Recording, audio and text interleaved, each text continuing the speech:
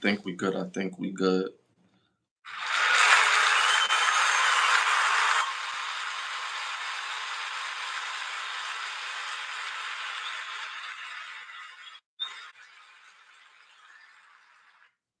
Y'all already know y'all was good, y'all was good, y'all was good, y'all. What's great? Thank y'all for tuning in to another episode of Can the Brothers Get a Rap podcast. I'm your host, Ashley Lovechild, and I'm joined by my co-host, my brother from another mother. Blood couldn't make us any closer. One of the best photographers in the world, my brother Santana. Say something to the people. Tuning in. Y'all could have been anywhere else, but y'all here with us tonight. And for that, we thank you. And as always, we got a jam-packed show for y'all. So we're gonna get right into it. You heard? This is episode 163. If it's your first time watching, we're on every Thursday, every Sunday, every Thursday, every Sunday, every Thursday, every Sunday at 10:30 p.m. So make sure y'all tap in each and every Thursday, Sunday. We at 20,000. No, we on the road to 20,000 subs. We're a little over 11,000 subs for this channel. So continue to like, subscribe, and share and share and share the videos. Hit that all notification bell. You just never know when I'm gonna pop up. But share, leave comments, stay engaged.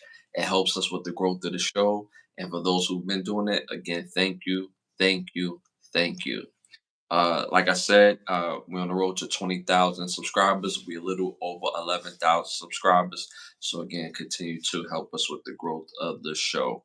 Uh, our presenting sponsor of the podcast is Button Snaps, where you get the finest of movies, shows, documentary, and original content for your viewing pleasure of $4.99. Again, that's Button Snaps. Button hyphenated sign snaps.com. That's button hyphenated sign snaps.com. Also tonight to today, no, yesterday. Yesterday was the day, y'all. My new EP is out. My new EP. If you didn't get it, make sure you go get it right now. Go download it. My new EP. Brain fart, my bad, y'all. My new EP, Winners Loyalty. Again, my new EP, Winners Loyalty. Make sure y'all go tap into it right now. It's absolute fire. So make sure y'all go check it out. It's on all music platforms. Anywhere where you listen to your music, it's on there. So make sure y'all go tap into it. My new EP, 6 songs. Make sure y'all go check it out. Show your boy some love. You know what I'm saying? All right, y'all. Let's get it popping. Let's get it started, y'all. Y'all already know first segment of the night, popular opinions. Remember, this is not our questions. These are the world's questions. Stick to the answers in the questions. This segment is brought to you by OUV Records, where you get, where the label model is create, document, and inspire. Make sure you go to at OUV Records on Instagram, at OUV Records, and stay in tune to the latest music and merchandise. You see it right up there. Y'all see that merchandise here. So make sure y'all tap in. Again, if it's your first time watching, again, I'm your host, Ashley Lovechild. That's my bro, my co-host, my brother Santana. So make sure y'all continue to tap in and show that support. All right, y'all. Y'all already know first hot topic of the night. Hot topic, first segment of the night, popular opinions. Okay. If you could, would you edition? If you could, would you edition? So the question is, if you could, would you go back? Number one, stay in the present. Number two, go back 5 years. Number three, go back 10 years. Number four, go back 20 years. Let me know what y'all think in the chat. Which one you going with, bro? Why stay in the present? Because we already lived the past. You know what I'm saying? So I just rather stay in the present. Because I mean, you gonna have to redo everything you already did. Because you can't change nothing. You know what I'm saying? So why would I want to go back and relive them COVID times? Like, nah, I'm good. Stay right in the present. Stay right in the present, bro. You know what I'm saying? The next one, I'm staying right in the present, baby. You know what I'm saying? We good right here, baby. You know what I'm saying? It's good right here. It's love over here. You know what I'm saying? That's what I heard. But we good. We get love in Harlem. You know what I'm saying? We get love in the Madison Square Garden. You know what I'm saying? The butterfly effect, my homeboy kept trying to go back. It was like, yo, I just want to change this one thing. And every time he changed the one little minute thing, it's a butterfly effect, my boy. Like this gonna happen, that gonna happen, and that gonna happen. Like, and that first one when he went back to save for all the child traumas, and he woke up in college with the blonde hair, like you know what I'm saying. And mind you, that wasn't his natural blonde. It was like you know what I'm saying. He was living a whole different type of lifestyle. So you know, but butterfly effect is wild, bro. I'm gonna agree with you. I'm gonna agree with you. Me personally, I have the life model of every day, the present day is the best time of my life. And I really believe that. So my mindset and my attitude is devoted to having the best time of my life in my present time. Whether it's present now or in the future tomorrow, my best life is always in the present. So even though I had some great times 5 years ago, I had some great times 10 years ago, 20 years ago, there's still a lot of pain in the back of those years as well too. I don't want to relive that, to be honest with you. I really don't. Now, if I could change some things, I don't know because I don't know if I will learn the same lessons that I ended up learning that it caused me to learn what I needed to learn for me to be me today. So I don't know that there was some lessons I learned that I didn't need. So some lessons I learned wasn't for me. It's for me to share with somebody else when I see them about to go off the wrong path. But me personally, I'm gonna stay in the present. I love my life. I love where I'm at. I love everything that I've learned. And how can I make it a better tomorrow and a better future?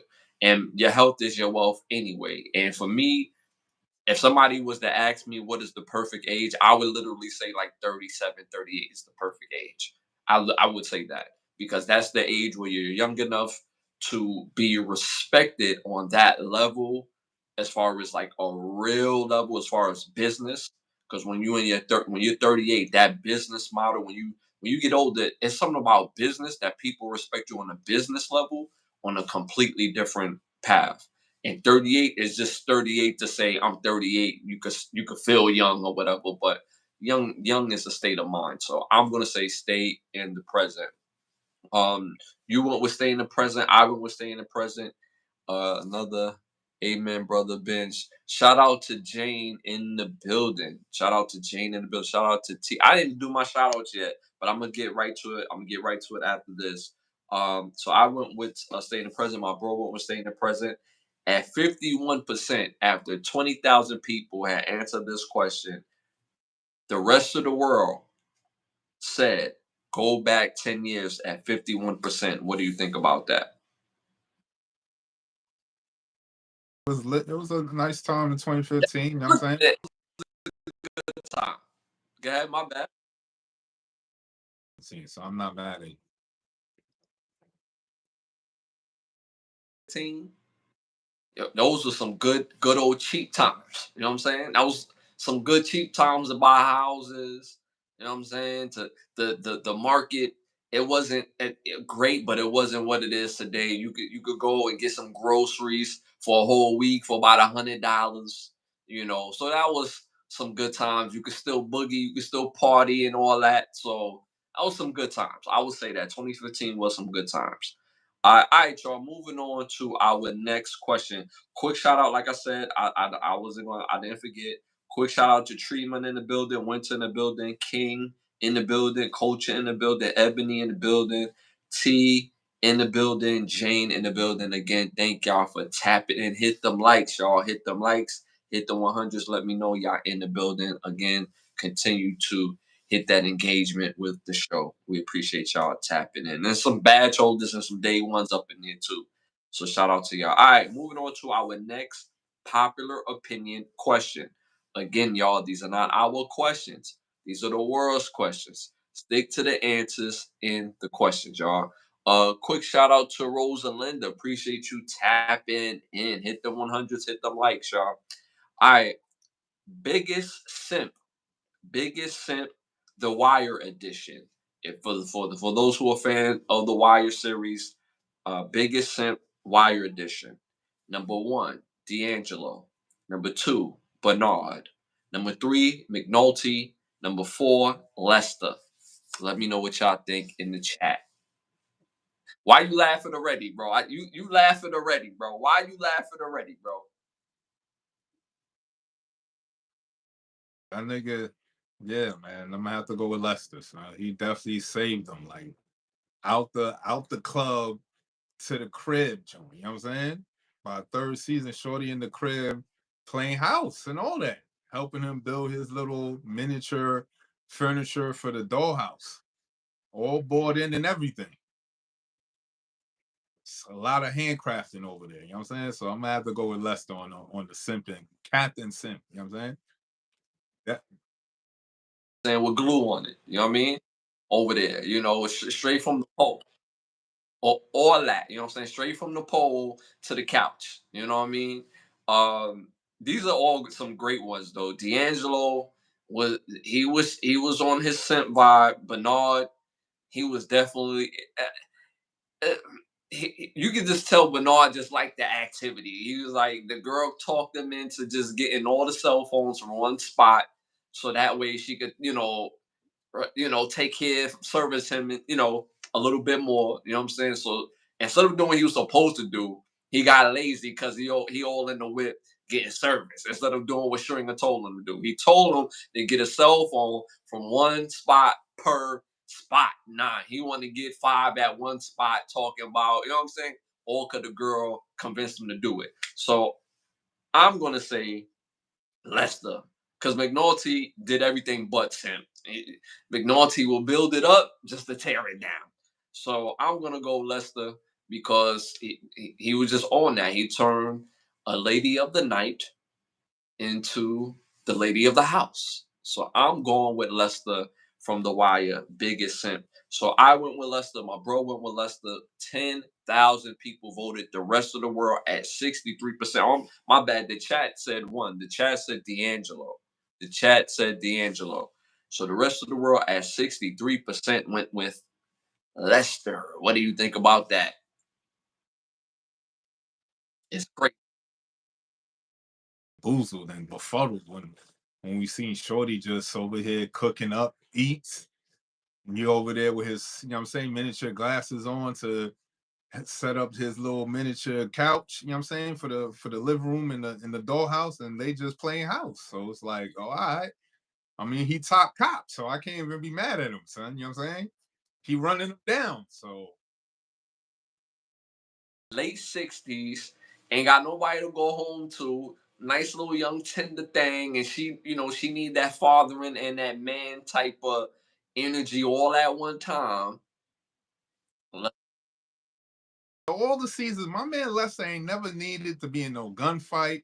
All his other compadres was in gunfights, but my man Lester solving crime, not in gunfights, and get the short. Top cop and all that. That he had to put in a little work. You know what I'm saying? You remember he had to walk past the dude, gun butt him real quick. You know what I'm saying? And hit it, and de-escalate the situation because that's how he saved her. You know what I'm saying? Because you remember she was Gun butter too, that's passe. You know what I'm saying? That's light work for Lester. You know what I'm saying? That's the most work he gonna do. You know what I'm saying? Other than that, he gonna send other niggas to do the arrest, other niggas to do the surveillance, and he gonna sit in the office and still do his furniture stuff. You know what I'm saying? So shout out to Lester, man. Top cop of the year. You know what I'm saying? I go in the building. Appreciate you tapping out to Jay. Shout out to USA. Free my boy Diddy. He innocent. Where are you from, bro? I'm from Brooklyn. I'm from Brooklyn. My bro's from Queens, but I'm from Brooklyn. Uh, yeah. So shout out to y'all, man. Keep engaging in that chat, man. We appreciate it, hands down. And shout out to Lester Freeman out there, saving the ladies of the night, making them respectable ladies. You know what I'm saying? And shout out to her because you ain't never seen her in the streets after that. You know what I'm saying? She got the other protection. You know what I'm saying? So all the way in little tenderoni type of situation that he was dealing with. But it kind of irked me that a scene not too before that she was getting all back shot by Weebay. You know what I'm saying? Weebay had to spread it and it smothered like butter all at the spot. You know what I'm saying? It's like, damn, you go for I don't want to get into it. All right, moving on. All right, y'all. Next popular opinion question, last popular opinion question. If you're working on a movie and you needed someone for the project on this list, if you was working on a movie, who I'm sorry, working on a movie, who do you need on your project? Working on a movie, who do you need on your project on this list? Number one, William Goldman. He's a writer, the top writer of all writers. Number two, Denzel Washington, actor. Number three, Keenan Ivory Wayans, director. Number four, Steven Spielberg, producer. Let us know what y'all think in the chat. Yo, you wild. I don't blame Diddy. I blame his nasty ass mother. They said Diddy. They said mother. Keenan Ivory Reigns to do Keenan Ivory Reigns to direct. You know what I'm saying? Like I think his directing and his visual art is definitely underrated and definitely needs to be brought back and given a nice budget, you know what I'm saying? And been a nice little hiatus. I'm pretty sure he got a lot of stuff cooking up. So I definitely would want to see him directing some new shit. You know what I'm saying? These are all legends in their own right. Like William Goldman has wrote some, some amazing screenplays, some of the best of all time. Denzel is Denzel. He makes any movie legit and watchable. Keenan Ivory Wayans just has that. He just have that ability to put everything together for a movie, especially comedies. I would love to see him do something a bit more serious. When he did, it was a movie he starred in, called Wanted. I thought that was excellent. That was way more serious. It wasn't heavy on the comedy, but him, John Voight. I mean, that movie was so good. I like seeing Keenan Ivory Wayans in that elk. As far as more serious type of roles. Um, and then you got Steven Spielberg. Steven Spielberg just has the minus touch on things. So me personally, I'm gonna go with Steven Spielberg mainly because Steven Spielberg has the ability just to do movies that you would not think of, and it's so out of the box. And like Ready One or Ready Player One, when that movie came out, I'm like, what the hell am I watching here? There's no way our reality would be of this movie, and we live in that reality. And it was just amazing to see that and kind of like foresee everything. So Steven Spielberg, eye and ability to put things together, but as a producer, to me is on the next level. So I'm gonna go with Steven Spielberg.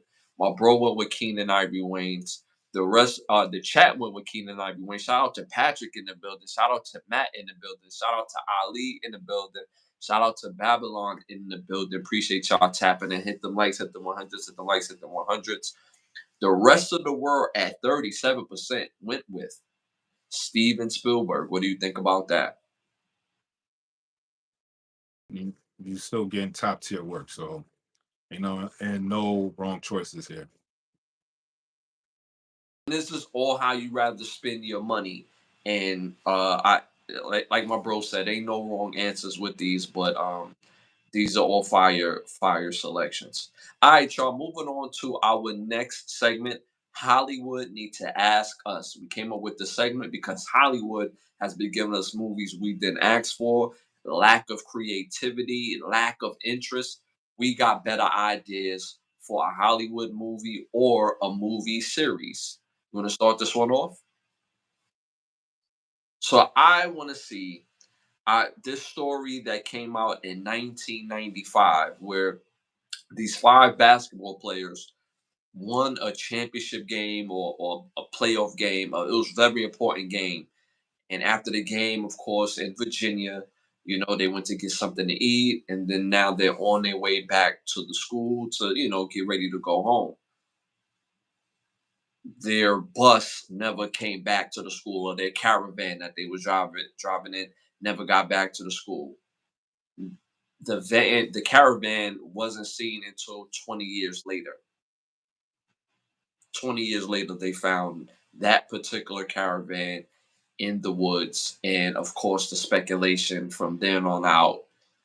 There's no traces of their bodies or anything. It was like they vanished in thin air. So me personally, I want to see a movie based on what happened that night.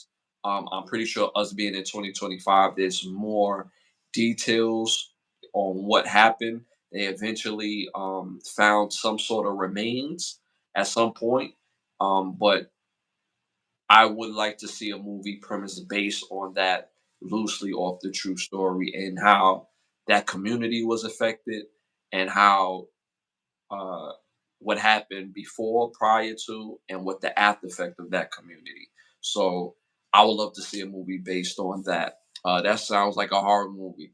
They, I wouldn't mind them turning it into a horror theme, but based the fact that it really happened, I would prefer for them to lean more so real life and true crime instead of horror, if that makes sense, because we're dealing with people that went through this, you know. So that's what I want to see.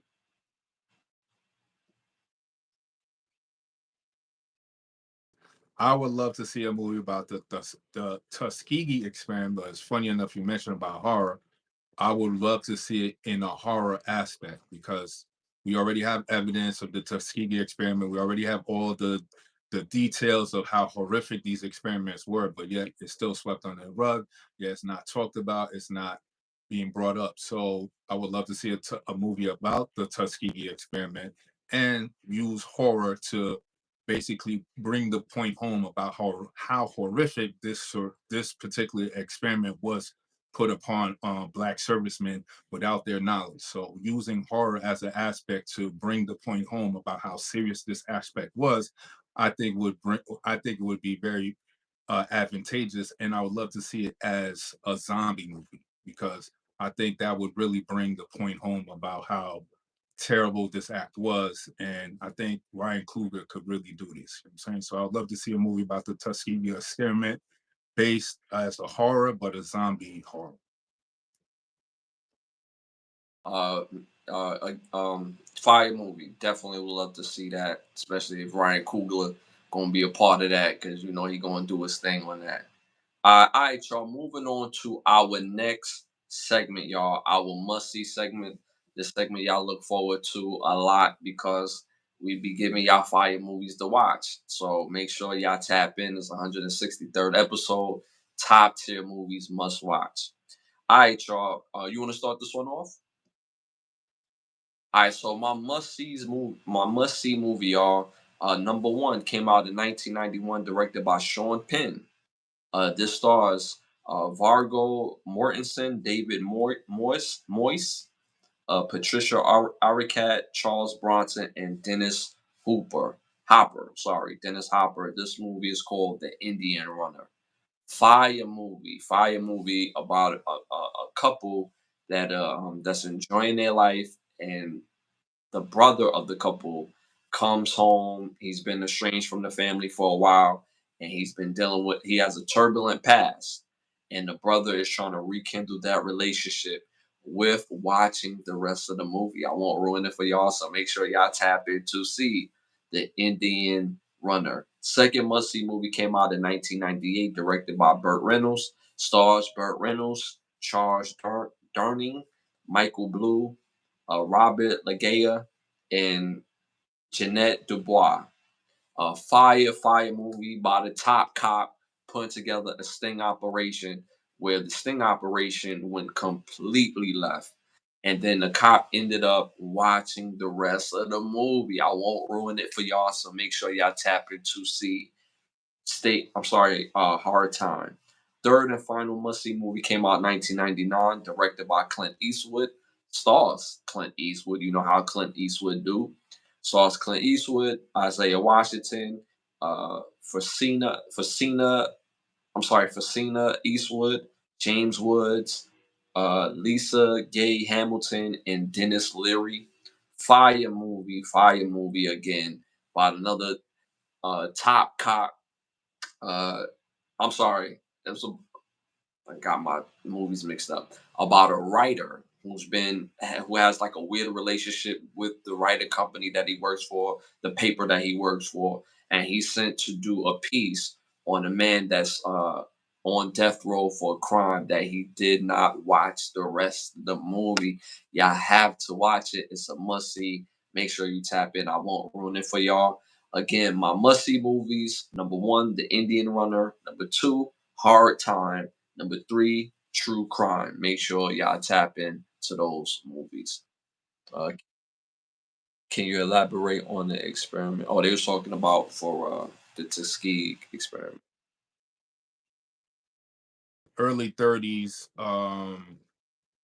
unbeknownst to these African American servicemen in Tuskegee, Alabama, when they joined for the Air Force, I believe it was the Air Force, they weren't told that they were being injected with syphilis. So they were told that they were being injected with, uh, let's say, antibodies or like they just were lied to, right? So they were injected with syphilis, and over the course of their lifetime, the government was monitoring how syphilis would uh, mature in a person's body. So that's why I say I would love to see the movie as a horror and it be a zombie movie because it just correlates with the whole aspect of how horrific the whole Tuskegee experiment was, and the mere fact that it's still that these things happen and it had many government organizations behind it and these still government entities still around to this day is just baffling to me.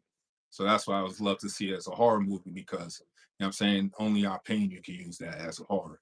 They use our pain as comedy too. So you know what I'm saying? Like it might as well use horror as another aspect to showcase our pain. Is with the Tuskegee Airmen that what my brother is talking about, but at the same time, they didn't take this particular angle that he's talking about. So, um, Around that time, but right. they don't really I want a movie that really focus On on that. You know what I'm saying? So there's other movies that dibble and dabble around that scenario, but I really want to see a movie really just about that alone. You know what I'm saying? he was talking about the aspect of them being, the airmen, they out there, busting. 37 bombers, which don't even make no sense either, because how you gonna have a B-37 bomber, the planes fly slow as fuck, and you gonna tell these niggas like, you know what I'm saying, you just gonna go on this mission, you may or may not come back. What the fuck? Nah, son, what you mean? Now we need a better pet talk. You know what I'm saying? You gotta give me something better than that. You know what I'm saying? To make me believe we won't come back. You know what I'm saying? But the whole setup didn't make no sense. So the Tuskegee experiment was actually that happened, and then I don't know if those particular servicemen ended up being the same Tuskegee airmen that helped in the movie Red Tails and stuff like that, who were exceptional servicemen who had like couple of, you know what I'm saying, air raids, and it was very few people who shot down Nazis, and they did. So, you know what I'm saying? So they went ahead and did extraordinary things, even though it started with a horrific scenario as far as the experiment is concerned. Yeah, that would be dope. That would be dope. Your movies? How to do it in my theme. Let's liven it up. So I want to do my underrated black superheroes. You know what I'm saying? So these movies I feel showcase our black superheroes, but they don't get a much love like that. So we want to shine light to my favorite movies about my favorite black superheroes, right? So my first movie is Spawn. Came out in 1997, stars Todd McFarlane, Michael J. White, John Leguizamo, Martin Sheen, Teresa Randall, Melinda Clark, Nicole Williamson, Miko Hughes, Sidney Boyden, B.D. Sweeney, Frank Welker, and Michael Papa John. It's about this Secret Service assassin type dude. He takes this mission, he gets double crossed by his top cop agent dude, goes to hell, makes a deal with the devil, and you gotta watch the rest of the movie, find out how he becomes a black superhero. I'm telling you, it's fire. You gotta watch it if you never watched watch Spawn. Next movie on my list is The Meteor Man. Came out in 1993, stars Robert Townsend, Don Cheadle, James L. Jones, Eddie Griffin, Roy Fegan, Robert Guillaume, Marla Gibbs, Bill Cosby, Luther Vandross, Cynthia Belgrave, Sinbad, Big Daddy Kane, and it's just so many people in this movie that I couldn't even list all of them. It was just a plethora of top tier talent in this movie, and it's about this mild mannered teacher. You know what I'm saying? Good, wholesome guy. You know what I'm saying? Something happens, a meteor, he gets struck by a meteor, and you gotta watch the rest of the movie, find out how he becomes a black superhero. Fire movie. I loved this movie growing up.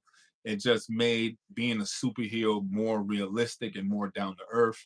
And because it's a Robert Townsend movie, I don't think you're able to see it on Tubi. I'm not too sure because he kind of keeps his projects on tuck. But growing up, this movie was fire. If you haven't seen it, definitely tap into Meteor Man. And my last movie on my list is my ultimate classic, top tier movie that started MCU. I don't care. Is Blade. Came out in 1998. Stars Wesley Snipes, Chris Christopherson, Stephen Dorff, Sanaa Lathan, Donnell Long, um, Nooshby Wright, Udo Kier, Matt Schwartz, Lennox Brown, Stephen R. Pelcio, Kenny Johnson, and Arlie Jover. It's about this a half man, half vampire, who hunts other vampires, and you gotta watch the rest of the movie to find out how he becomes a superhero. Lit movie. Come on, this Blade, Wesley Snipes, 1998. And it was before the Matrix, so he was the first dude superhero that had the all black leather, you know what I'm saying? Supple leather while he gunning you down and saving the day. Top tier movie. You can't beat that. You know what I'm saying? So my top underrated black superhero movies are Spawn, The Meteor Man, and Blade. Check these movies out. Says supple leather.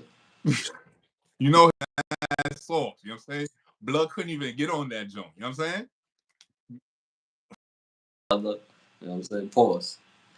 All right, y'all. Moving on to our must hear music, must hear music. Again, y'all already know I deal on a different vibration. The music that I give y'all is going to be either to my true hip hop or R&B fans. So the music I'm gonna give y'all, whether it's new or old, is going to be top tier music. All right, so my artists that y'all gotta put on y'all playlist for y'all music, must put on your playlist. Freddie Jackson, R&B edition. Put Freddie Jackson on your playlist. 3 songs that you have to put on your playlist by Freddie Jackson. Number 1, Have You Ever Loved Somebody? Fire song, y'all. This song is fire. It's a classic.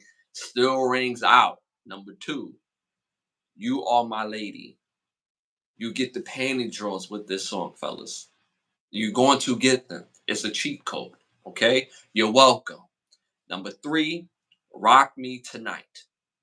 That's the type of song that if you're not somewhere alone with your woman, you want to be somewhere with your woman. Because it's going to get the panties immediately as well. Anywhere. Balcony, laundromat, rooftop, in the house, in the car. Trying to tell you, Rock Me Tonight is going to make it happen.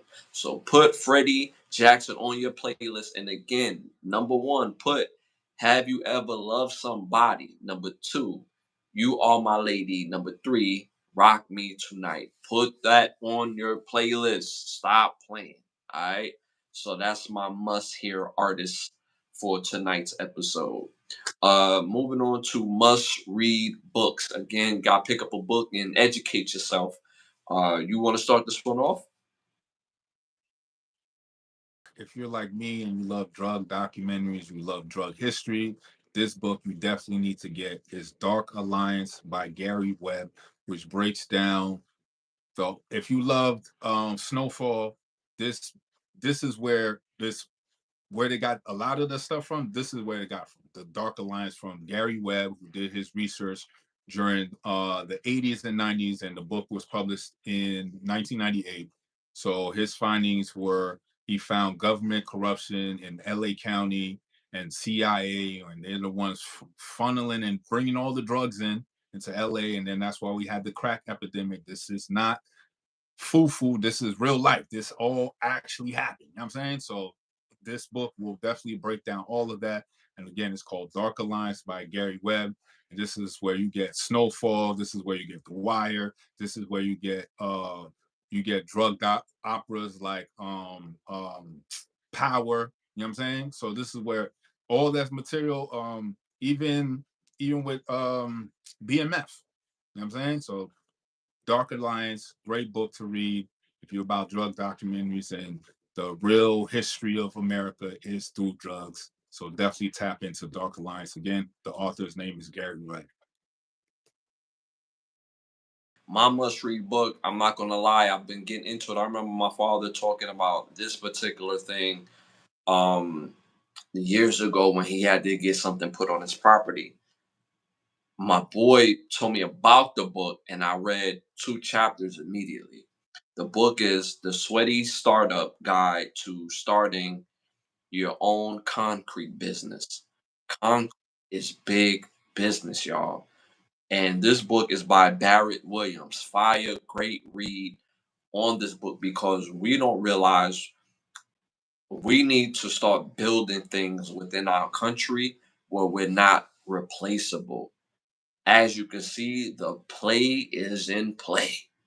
They're trying to replace us with every little thing. So we have to learn how to, again, I don't want to say learn how to. I think we already do, but we don't house uh, concrete places where we get our concrete from here, and it's cheap because the concrete business is supported by the local businesses and this, that, and the third. So we really have to understand the making of concrete and how it works and how can we benefit as an industry so that way these things could continue to be cheaper because if we go out of, we get out of town shooters, but we're gonna have out of we're gonna have in we're gonna if we get out of town shooters, we're gonna have out of town problems. But if we get in town shooters, you get where I'm going with this. So we have to learn how to do these things so that way we don't get replaced in certain industries. And concrete is a very big industry and is very expensive to get and it's very lucrative.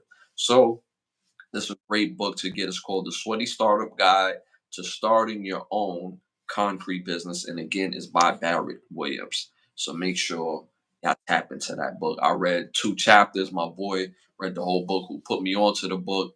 And it's a turn page. So make sure y'all tap in. Do y'all think African we are coming from monkey generations? No, I don't believe that. If that's a genuine question, shout out to M in the building. If that's a genuine question, no, I don't believe that, sir. No. Shout out to T in the building. Appreciate you tapping in. Hit them likes, y'all. Hit them likes. Hit them likes. Hit the 100s. Hit the 100s in the chat. We build off love. We build off engagement. So again, hit the likes. Hit them likes. Hit the 100s. Help us continue to build. Appreciate y'all. All right, y'all, moving on. And don't forget, y'all, my new EP is available right now. My new EP, Winners Loyalty, is on every music platform right now. It's my new EP, 6 songs. Make sure y'all tap in, check it out as well. Again, my new EP, Winners Loyalty. Type in Ashley Lovechild, any music platform, it will pop up. You got cologne for us? Y'all feel good, y'all smell good, y'all gonna do good. So this cologne for this week is Confessions of a Rebel, but the fragrance this time is F Mondays. So since you don't like Mondays, you might as well throw this fragrance on, get your F Mondays on. At least you're gonna smell good on your Thursday and Friday hunt, and it's all good. So definitely tap in again to Confessions of a Rebel. The fragrance again is called F Mondays. Mondays because again the goal is to smell good, feel good, get that nice looking woman on your arm and go have a good time. Consensual. All right, y'all. Moving on to our next segment. Y'all already know what time it is. It's time to rap. This segment is brought by Button Snaps, where you get the finest of movies, shows, documentary, and classic shows for your viewing pleasure of $4.99. Again, Button Snaps, button hyphenated sign snaps.com. That's button hyphenated sign snaps.com. First hot topic of the night. The singer Q from Day 26, the group 20, Day 26, says that his ex girlfriend, Dawn Rashad, gave him an e pill while at a Diddy party, which was regular. That was a regular thing for them to do, was to take e pills. Uh, he took the pill, he blacked out, he woke up. He woke up with cameras and phones around him and people laughing and smiling, and he yelled and screamed, ran out the house, and from then on out, he was walking around his neighborhood with screwdrivers because he thought that Diddy would come to get him. What do you think about that? Because it was mad weird. Because it was like he was crying and being mad emotional, and as a viewer, we couldn't understand like what was going on, like what happened. So now, 20 years later, now we finally figure out what happened and stuff. You took drugs that you know what I'm saying, you had an adverse effect on it. You wild out. Now all of a sudden, it's all Diddy's fault. Like, what are we talking about here?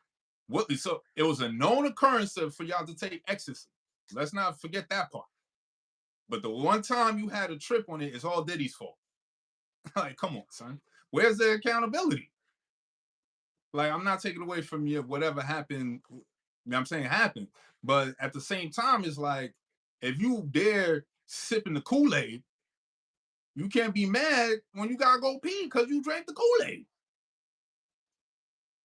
You know what I'm saying? Like, I don't get it. So what was the point of this story? Like, I don't understand. If it's known that everybody's taking drugs, everybody. So nobody's forced. Nobody's being put in a position that they don't want to be in.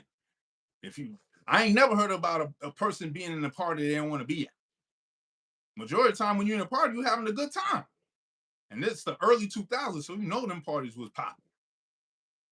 So you at a function that's popping, having a good time. Drugs and all types of stuff is flowing. And it's a normal thing. So let's not forget that part. It's a normal thing. So what makes this night different from all the other nights? You know what I'm saying? What was the difference? Now, if no means no, that's you know what I'm saying? Regardless if it happened yet the night before, you said okay, tonight you said no, fine. But what actually happened? You know what I'm saying? Like that's what I really want to know. And how does that now put Diddy away? Like y'all make me seem like he the top mafioso of the industry. Like what? The man name is Puffy. Like, get out of here. Like, y'all make it seem like he's the top goon of all goons. But I don't know. So it's funny to me because now you can never see the making the band videos, like the shows. You can't go watch the first and second season. Like you can't go on Tubi or you can't go on Netflix. Like, all right, I'm gonna watch the first season. You can't see none of them. I wonder why. I feel a lot of the stuff that happened right then and there because remember, reality TV was just becoming a thing. So niggas didn't have no rules back then. So there wasn't no like, okay, we gotta show this and don't show that. And now they was just letting the cameras roll. So sometimes some episodes we seen things, but remember back then we couldn't go back and rewatch it again, save it. You know what I'm saying? We didn't have that. So when the episode dropped, that's it. You watched it and then you talked about it the next day and then you ain't see it again. And so maybe it came out on DVD a couple of years later and those things never dropped. So for him to come out now and explain that Dawn was complicit and gave you a drug that you had an adverse reaction to, that testimony don't help her credibility. So now you look like you setting up cats. You know what I'm saying? So your testimony don't look good. Now Q, you don't look credible neither because you seem like you was in multiple parties enjoying yourself. But this particular party, it was too much ecstasy. Oh my. You know what I'm saying? Like I don't know what we're supposed to take from that. This is there's so many layers to this, and you hit on so many different portions of it. So on one aspect, he is complicit for his surroundings. That's an absolute fact. And I would say this: if this was a woman, if this is your get down, if this is what you do every night, just so happen this night it ain't go your way. Now, as far as the possible assault, like you said, no means no. But if this is your get down, correct? And there could have been a situation where anything could have happened. He said he doesn't remember exactly. All he remembers that he woke up to people with their cameras out, their phone out, and they was all laughing and smiling. So whatever would happen traumatized him in a way that is traumatizing. Like I nobody could speak on his trauma or how he felt is traumatic, right? But you're complicit in your own traumatic trauma by putting yourself in a position where you don't control the outcome. And that's the portion that he has to own. You put yourself at a mental capacity that you can't control what happens next because you're on X and you're used to being on X. Your body is going to develop a tolerance if you take this type of supplement or this type of drug or narcotic you putting it in your body and you moving and grooving. So that's one aspect of it. Now, his mother blames Don Richard for not being the elder in the situation because she's 8 years older than him, and that was his girlfriend. So you would think that his girlfriend would look out for him. Like, mom, you wasn't saying this when he was in a relationship with her prior to, and they having a good time. So when things go his way, you can't say, well, she has a good effect on him, and when it don't go your way, oh, you're supposed to be the protector when he's the man in the relationship. At the end of the day, the man in the relationship is supposed to protect his woman. Now, do a woman protect her man? Absolutely. But if this is their get down, this is why some relationships is successful. If you're a crackhead, you're not gonna get with somebody that's not on crack. Y'all not gonna have a good time. You're gonna find somebody that likes to get on the rock. Two rocks have a good time. They dealing and indulging in narcotic from time to time, whether they partying or not. Oh, that sounds like a normal night, a great time, like he said. So he has to take ownership in that, and the mom can't blame Don for his decisions. He chose to do it as a grown man. Just because it didn't work out that night doesn't mean that this didn't happen. Now you hit the making a band part, right? Which is very interesting. I remember making a band very vividly. A lot of those episodes was amazing entertainment. Amazing because it gave the illusion of how you're supposed to make it in the business, how you're supposed to be able to navigate your songs and this, that, and third, and it showed you the fights and everything like that. And most of those episodes are very rewatchable still to this day. Now, some parts of it would be kind of cringy because we live in a different era at this point in time. But it was still a great watch. Now, will we be able to see it again? I don't know. I doubt it. But when they did drop the DVD years later, they never dropped completed episodes. They will have like one completed episode and then they have bits and pieces. So the whole episode that we watched on TV, that was a whole 22, 23 minutes. Now it done boiled down to 8 minutes. Nah, show me what I showed on TV. It wasn't bad. So but it leans credence to what some of the people have been saying in the past, and they bring it back to light. So, Q from day 26, there's no time frame on being, on dealing with your trauma. You bringing this out now. They have a new album. They on tour as far as day 26. I think this is more of an interest piece that goes along with selling of the album and moving things forward. I won't say it's necessarily a PR move for real, because we're dealing with his trauma, and he really feels this way. He cried about this. You could tell he's still very bothered by this, through his trauma. And I'm not saying that he's not, uh, he can't feel a certain type of way about his trauma, but a part of it, he has to own by him putting himself in that own position. Simple and plain. Like we see football players every day, right? We watch the game. Football players know when they put that helmet on, they put them shoulder pads on.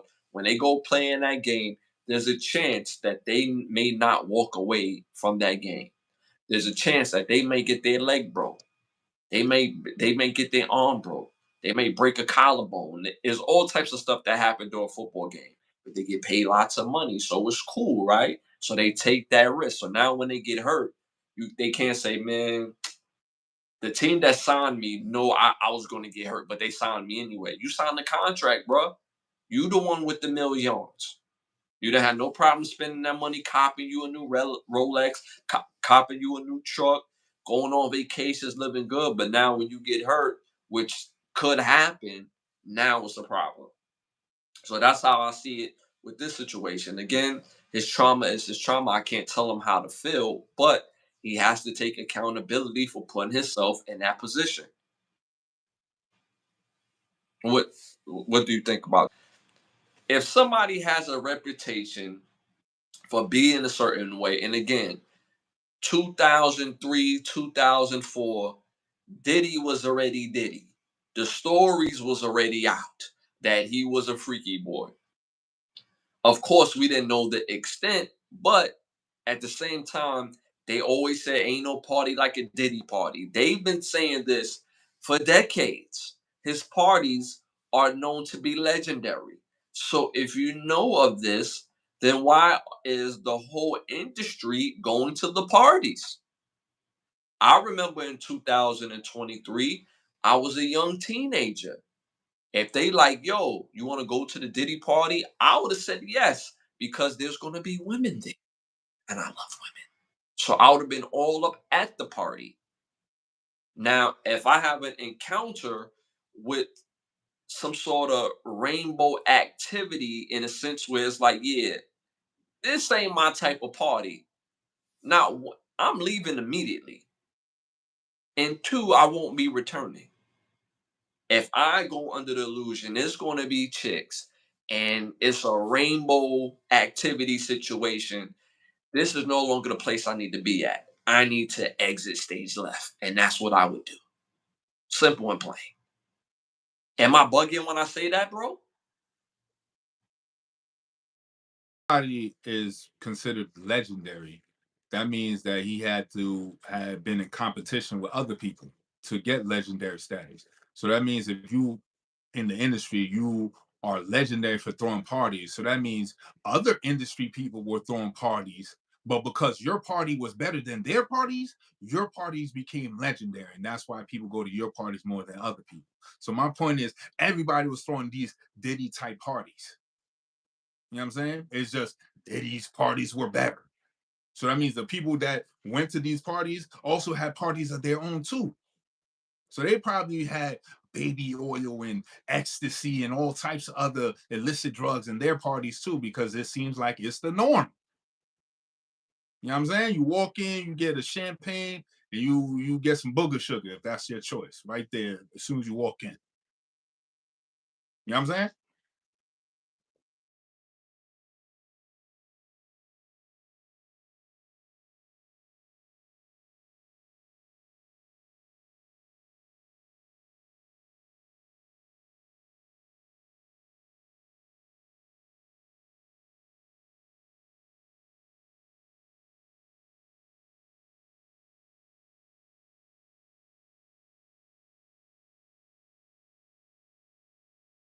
I'm not used to these activities and I'm not down with none of this. I'm up out of there. And I probably would have told you later. I would have been like, yo, bro, I went to the Diddy party and can't you believe what was going on at the Diddy party? It was that going on, that going. I got up out of there, bro. I couldn't take it no more. Party, but you gotta leave early. As long as you leave before 1 o'clock, you be all right. So my question is like, So that means you got caught after one, huh?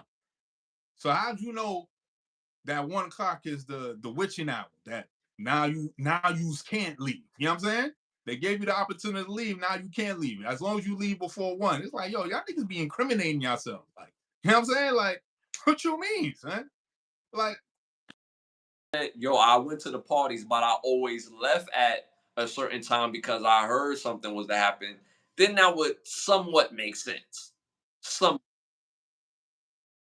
regard, but they left at the time that they felt like leaving. You know what I'm saying? And the majority of the time it's like, oh, I left a low. I always leave parties early because you know what I mean, I always got something else to do, but I come, show love, but I always leave around 10. You know what I'm saying? Because that's the time. You know what I'm saying? Okay, I get that. Cool. That would make more sense. But when you tell me, oh, as long as you leave before 1 and not get caught up, nigga, that means you got caught up.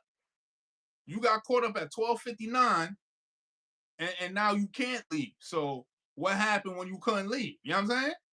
Did you sit in the corner and wait till it was a time for you to leave, or did you just bask in the ambiance? You know what I'm saying? What was it? So it's just weird to like to when people talk about these parties because it's like, yeah, you gonna have to say what you was doing in the party. If you was doing booger sugar, you gonna have to say you was doing booger sugar. You ain't know what happened over there because you was face planted in some booger sugar. So you have no idea. So that exonerates you. So now we know what you was doing at the party. But if you tell me you was at the party, but you left a little early, as long as you leave before 1, now you look kind of sus. You know what I'm saying? Because how many parties you been to know that as long as I leave before this time, I'm good. That means you have to have gone to at least 2, 3 of them. You know what I'm saying? So how do you go to a party where the person that's inviting you to the party is an egregious person, is very violent, and that don't sound like, why would you go to that willingly? Did they send goons to your house to come scoop you and make you go to the party, or you drove to the party yourself? How'd you get there? You know what I'm saying? So yeah, that's crazy. That day 26 wave, I don't know, son. I don't know. like it's something because like for those who don't know, before I got into being a music artist, before I became a rapper, in my very early 20s, I was a bartender, successful bartender at that as well too. Worked at one of the craziest clubs in Brooklyn that you could think of, and it was popping. After a certain time at the party, it turned up. But at the same time, it got a little dangerous. So you had to calculate. And what I mean by that is this: after a certain time, it turned up because the women were a little bit more excited. They having a good time. So now, if you're there 5, 6 o'clock in the morning, yes, I said that right. This particular club did not close until like 8 o'clock, like 7:30 in the morning. So if you're still at the club 5:30, 6 o'clock in the morning, and a woman is still around and she's around for a reason and she wants to leave with you from the club to have a good time, dudes took that risk in order to get with a woman opposed to having to worry about leaving and dealing with nonsense, because that was also a thing too. Sometimes when you leave, you could deal with some nonsense. What I mean by that is this: it could be some violent activities, but 9 times out of 10 at this particular club, if you're there past a certain time and you have a lot of women there, which a lot of women was at that club, dudes was trying to engage in adult behavior. So again, you had to pick and choose. So when you're at parties, when you stay past a certain times, you know something's about to turn up, whether good or negative. What they say on the game is panty dropping time. Like, yeah, nah, I don't care about that little money. You know what I'm saying? It's panty dropping time. Feel me? So you have to access the risk. So shout out to T making some good points. A shout out to Ayo in the building, gang. You look like Marcus. I've heard that all my life. Appreciate you, brother. Hit them likes, hit them 100s in the chat, brother. I honestly think Marcus Houston is probably like my cousin that I probably don't know, one of my uncles that was knocking everything down from the eastern to the western seaboard, because I've heard that all my life, bro. I'm not even gonna hold you. Uh, yes, I said the same thing, a lighter version. Yeah. All right, y'all. Moving on to our next hot topic.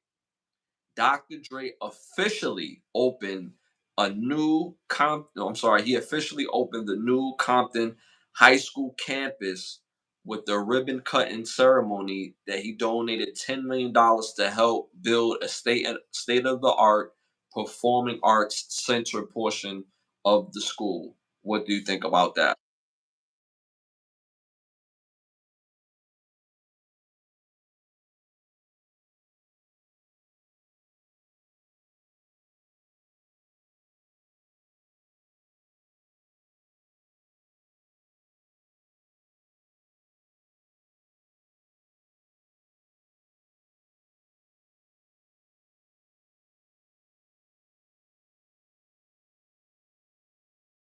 Oh, great. What the world needs is more entertainers. It's not necessarily about having entertainers, it's about having people, especially kids, learn constructive things in a safe environment amongst their peers and learning how to develop their skills earlier. Because me personally, I look at age differently than everybody else. I don't look at children as helpless beings. I think that the best and the most to learn is when you are a child.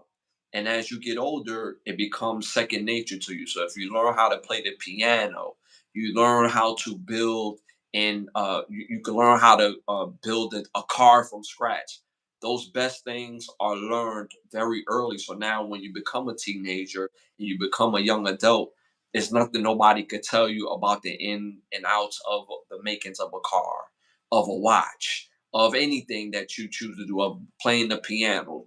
So you even learn how to build the piano. So me personally, I believe children learn so much and are so capable of learning so much at a young age. Now when they get to high school, they can learn more skills and develop more skills. So now they ready for the real world. So I think it's amazing. I think it's amazing. This is positive press for Dr. Dre. And I think it would be nice that we hear more people that do impactful things in communities that we recognize. Like when Michael Jordan said he was giving $100 million to Black Lives Matter, and I'm like, when that happened, I'm like, like, what do that mean? Like, what about 100 million that reflects to a community that we could recognize? What about $100 million to this particular portion in Brooklyn, or this particular portion in North Carolina, or this particular portion anywhere where the neighborhood is recognizable, and we could see the before and we could see the after. So I think this is something that's amazing because we see the before and we see the after. Anything you want to add to that? Okay. All right, y'all. Moving on to our next hot topic.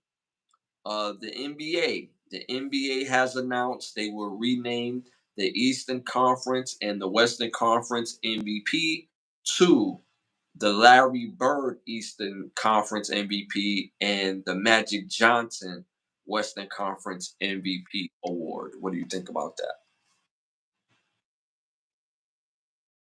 Both legends in their own right, and gave us great competitive years when they were playing, and keeps their name alive and their spirit alive in the game. So I mean, I'm not mad at it. But shout out to them. Great as well. We're going into a different era. Like we're literally seeing the end of the Steph Curry, LeBron James era. So many great players who are super veterans at this point, played a lot of games, and we're seeing the internet and we're seeing the rise. So I actually love this because it gives that recognition to those guys from the '80s that helped take the lead to the whole other level. They're so recognizable. Their name is one name. When somebody says Bird, you automatically think of Larry Bird. When somebody say Magic, you automatically think of Magic Johnson. So I think this is perfect. And this helps move the games forward by recognizing people who carry the lead. So that's what I think about that. So I think that's fire as well. All right, y'all. Moving on to our next hot topic: new audio and video drops that support Tory Lanez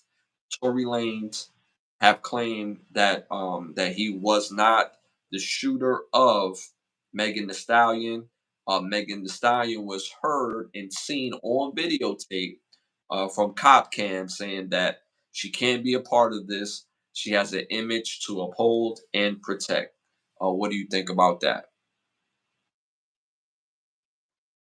I think when Tory Lanez gets healthier and he's better spirits, he definitely needed to sue the law firm that he hired to represent him during that trial, because if they had all of that in discovery and then you did not put that into evidence to have a to rebuttal it, or to just showcase that, hey, this person may have a motive to make a story up. The fact that none of his lawyers did that shows prosecutorial misconduct. Those lawyers and that law firm definitely needs to be brought up to the judicial review. Their licenses should be suspended without pay until further, further judicial review is done, because ain't no way in hell you had this evidence and you still got your client 10 years. And this is why another thing about lawyers is like this. That's the one profession where you pay the motherfucker, and it's 50-50 about you getting a good result. Just because you pay them don't mean that you're gonna get off. You know what I'm saying? And then at the end of the day, they get paid. Win or lose, they still get paid. So where's the incentive to make sure that their client wins? Because clearly it wasn't about the money, because at that time Tory Lanez was high. He was making the bread. So how do you have a law firm that drops the ball this egregiously, to the point where you take the fall for these two women, lie for them? Now you end up getting hit 14 times because of this lie, almost losing your life. So now I feel as though that law firm, the whole law firm, that whole building where they office is at, the damn secretary, the law clerk, the judge, everybody, the sheriff department, you know what I'm saying? The damn governor, everybody in California got to go up for this one, because ain't no way, son. Ain't no way. Armando in the building, taking the world's longest breath. Yeah, they call me in freeze frame. They call me in freeze frame. But if I see, some people believe that the Tory Lane situation that happened in jail was somewhat isolated, and and that also can be true. But the reason why he's there also matters most. The reason that he's there is off of fabrication.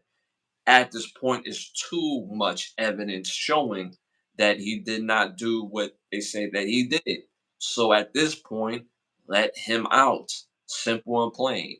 And the biggest reason I believe that they already know all this stuff, and they want to continue to see if they could keep him in, because once they let him go, if I'm him and I'm thinking that he's going to be thinking with the left side of his brain, I'm suing everything that's moving. If I'm Tory Lanez, especially after I got stabbed 14 times, I'm suing, and they let me out based on the new evidence. I'm suing everything that breathes if I'm him. I would never have to make another song ever again if that's my choice. I'm suing everything moving. I'm suing lawyers. I'm suing Megan. I'm suing the friend. I'm suing everybody that I can sue to collect damages based on negligence and based on the supposed discovery of evidence being thrown out. And this can't be because this is the fruit of the poisonous tree and all this, that, and the third. The evidence is the evidence.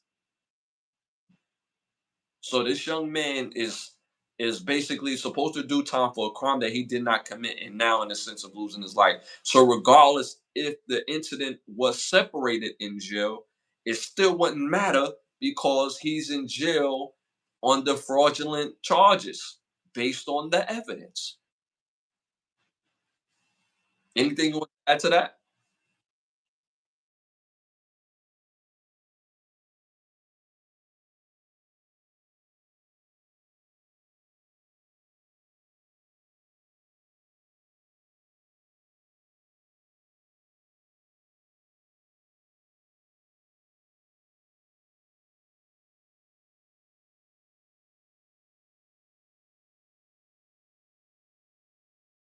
It comes out their budget. But when you sue in the city, it comes out it don't come out the city bread, like the personal mayors, coffers that they paid. You know what I'm saying? It comes out the city budget.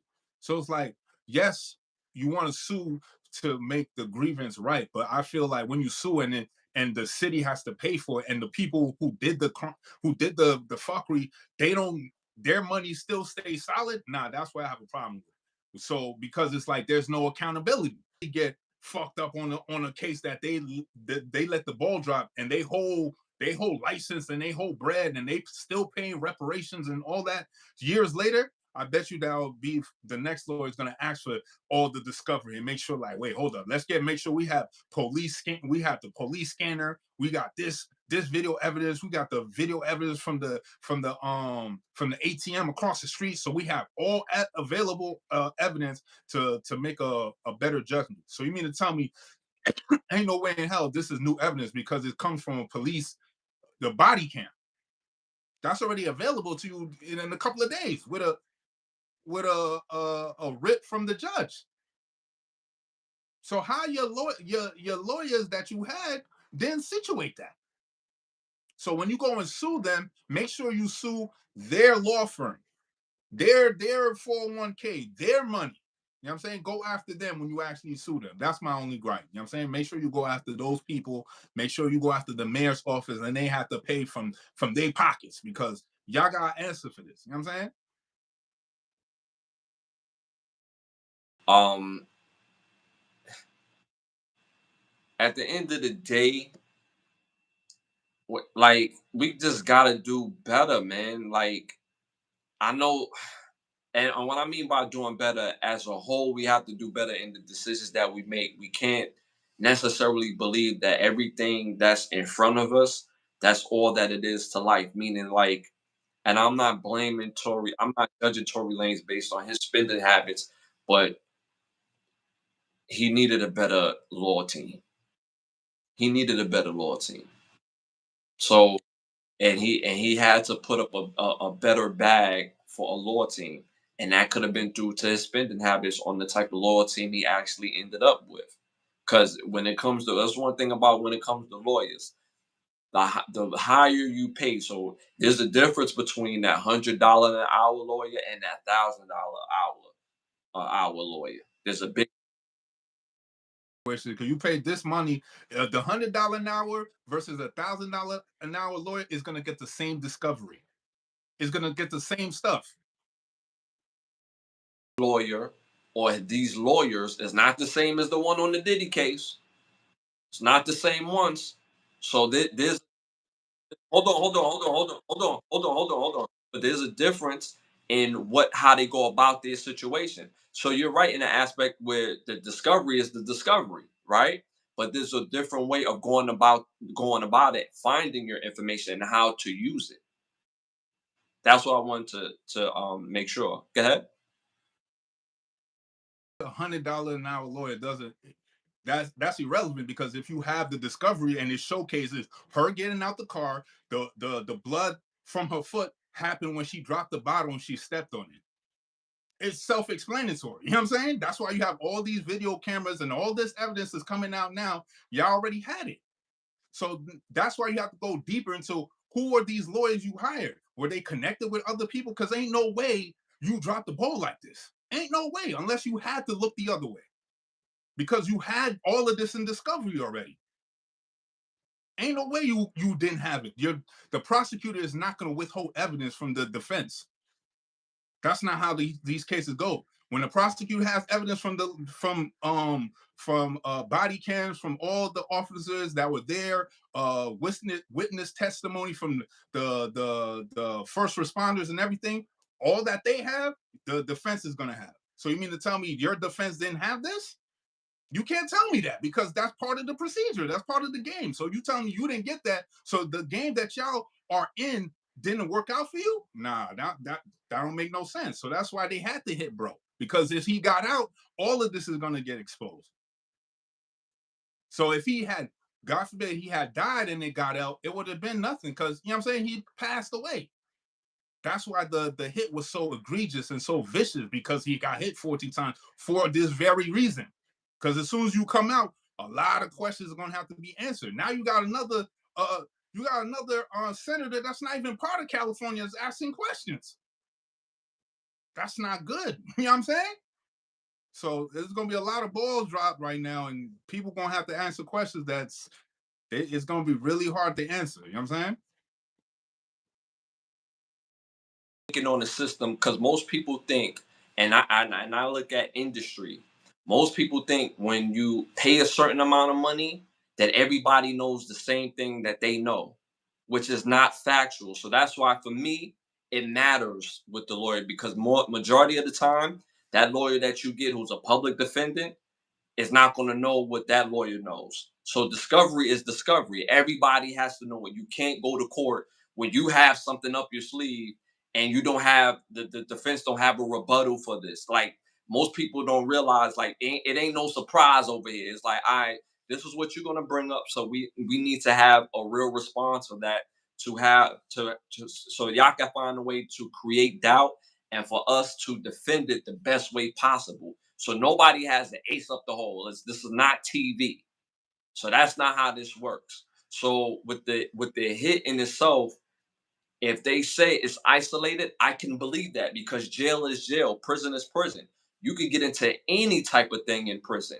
If you talk and fly amongst the other inmates because you are who you are, then that could happen. And then they could try to relate it to that. Now, if this was the same incident, if this happened in the same vein, because they don't want him to get out and tell that truth, because if he do get out and his decision is reversed, he's going to come and collect damages. So that could also be a possibility. So both realms of possibility is very possible. So what we're saying is, because they're asking us in the chat, is that on one end it could have been a hit, very much so, because it aligns with the possibility of him getting out. He was supposed to get out in November. For those who don't remember, we covered that. He was supposed to get out in November, Tory Lanez. But somehow, some way, it was like, yeah, forget all that. You got to do your bit, baby. Pause. Then we get to this particular portion. But again, being in jail, being in state, being in prison, when you're amongst men, you got to be careful how you move. So that could have been an isolated incident as well. So either way, we don't know for sure, because they haven't connected the dots yet. But if we find out later that it was a hit, it was an actual hit, then the person who did the hit, best believe he has to tell who hired him. And then, of course, the bridge will come falling down regarding that. Because if he got hired by a higher up, okay, you the higher up. Now, which guard did you have to pay to do that? Like who could, like, it's a string. It's how they go up the tree with this stuff. So either way, I hope the brother Tory Lanez is able to get out. I know they've been had this evidence, and this is a crime that he's doing the time that he has and almost losing his life. So uh, shout out to Tory Lanez. Keep his head up, and hopefully he'll be home soon. Do the right one, West. Bro. Okay. Shout out to fan of everything. If you're not here to support, get up out of here, or I'm gonna hook you up with some tickets, my brother. Don't be weird. Shout out to Avicilo. Shout out to someone you almost know. Appreciate y'all tapping and hit the mic. Shout out to Mason Gray. Shout out, I missed somebody. Shout out to Don Myers. Falcons winning the Super Bowl. You starting already, Don? You starting already, Don? You know y'all not winning those. You just want to hear me going on your Falcons, don't you? That's what you want to hear, don't you? Y'all know y'all not seeing no parts of that Super Bowl. Y'all quarterbacks is not Super Bowl bound yet. Michael Penix, Good player, good quarterback. Super Bowl winning quarterback, we don't know. Y'all got a whole bunch of targets on the outside, and y'all division is winnable. But, but, y'all gotta prove it. And y'all not winning no Super Bowl this year. So stop it. All right, y'all. Moving on to our next hot topic. A shout out to someone you almost knew. Sorry. How you okay. Uh Someone be here to support. Don't be weird, bro. Should find himself. Oh, just sit down. If you're gonna crack jokes, make the jokes funny so that way the chat can laugh, I can laugh. Me and my bro, we crack jokes all day long.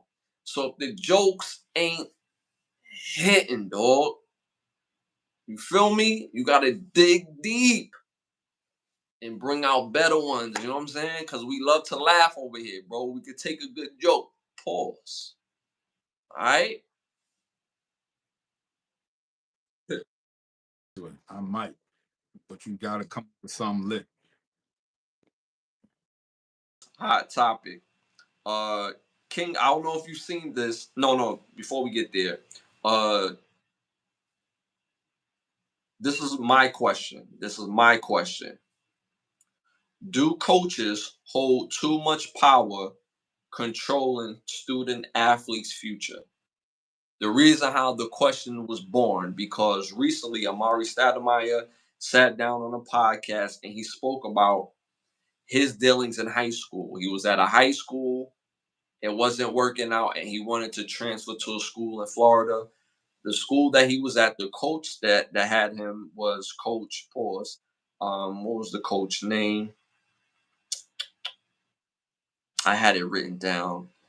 I had it written down because I wanted to expose this coach. I wanted to expose this coach.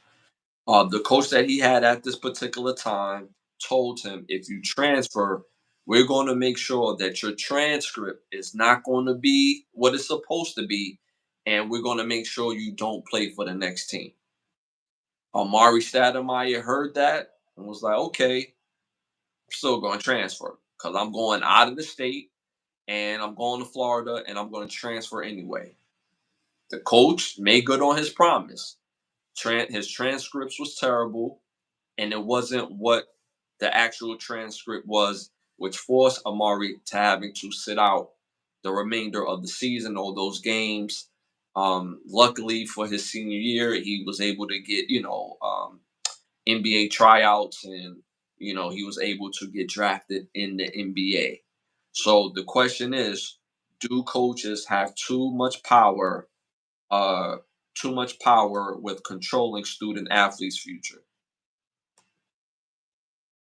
2030 when we was kids, yeah, because our parents didn't have the knowledge that we have. Our parents, not all parents, but if you was lucky enough to grow up and your parents went to college and they played organized sports, then they would have knowledge when you got to play in a situation like Amari Stoudemire. They would have more insight as to what to say to the coach and be like, well, that's not true, or he can't do that. You know what I'm saying? So in this day and age, now the coaches don't have no power because you could go to a game, pull your phone out, record your kid playing, post it, and you know what I'm saying? Get a Grambling to come to your game. You know what I'm saying? Then whatchamacall moms got Grambling to come see him play. Every time he get down to the five, is Lance on the sweep.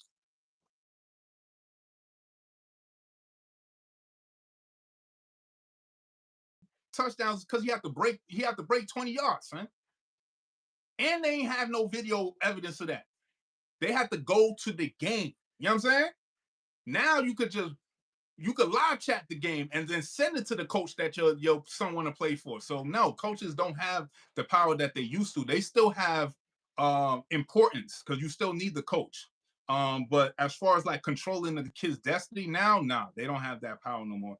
And I feel as though that's kind of a good thing in a way because certain power corrupts anybody. You know what I'm saying? So if you feel you have too much power, you're gonna be corrupted, and then sometimes you're gonna force somebody's situation, put them in a place that they weren't supposed to be because you were angry or you didn't see their opportunity or you didn't see their potential because you were clouded or misguided. You know what I'm saying? So in this day and age now, You want to get your kid out there faster. You make your own tapes, showcase them working out, and you create your own highlight tape. You know what I'm saying? So you have the opportunity now where it's like you can even work with the coaches and stuff like that now. So the power of the coaches is kind of waned down in the sense of having their power up and destiny over the child's future.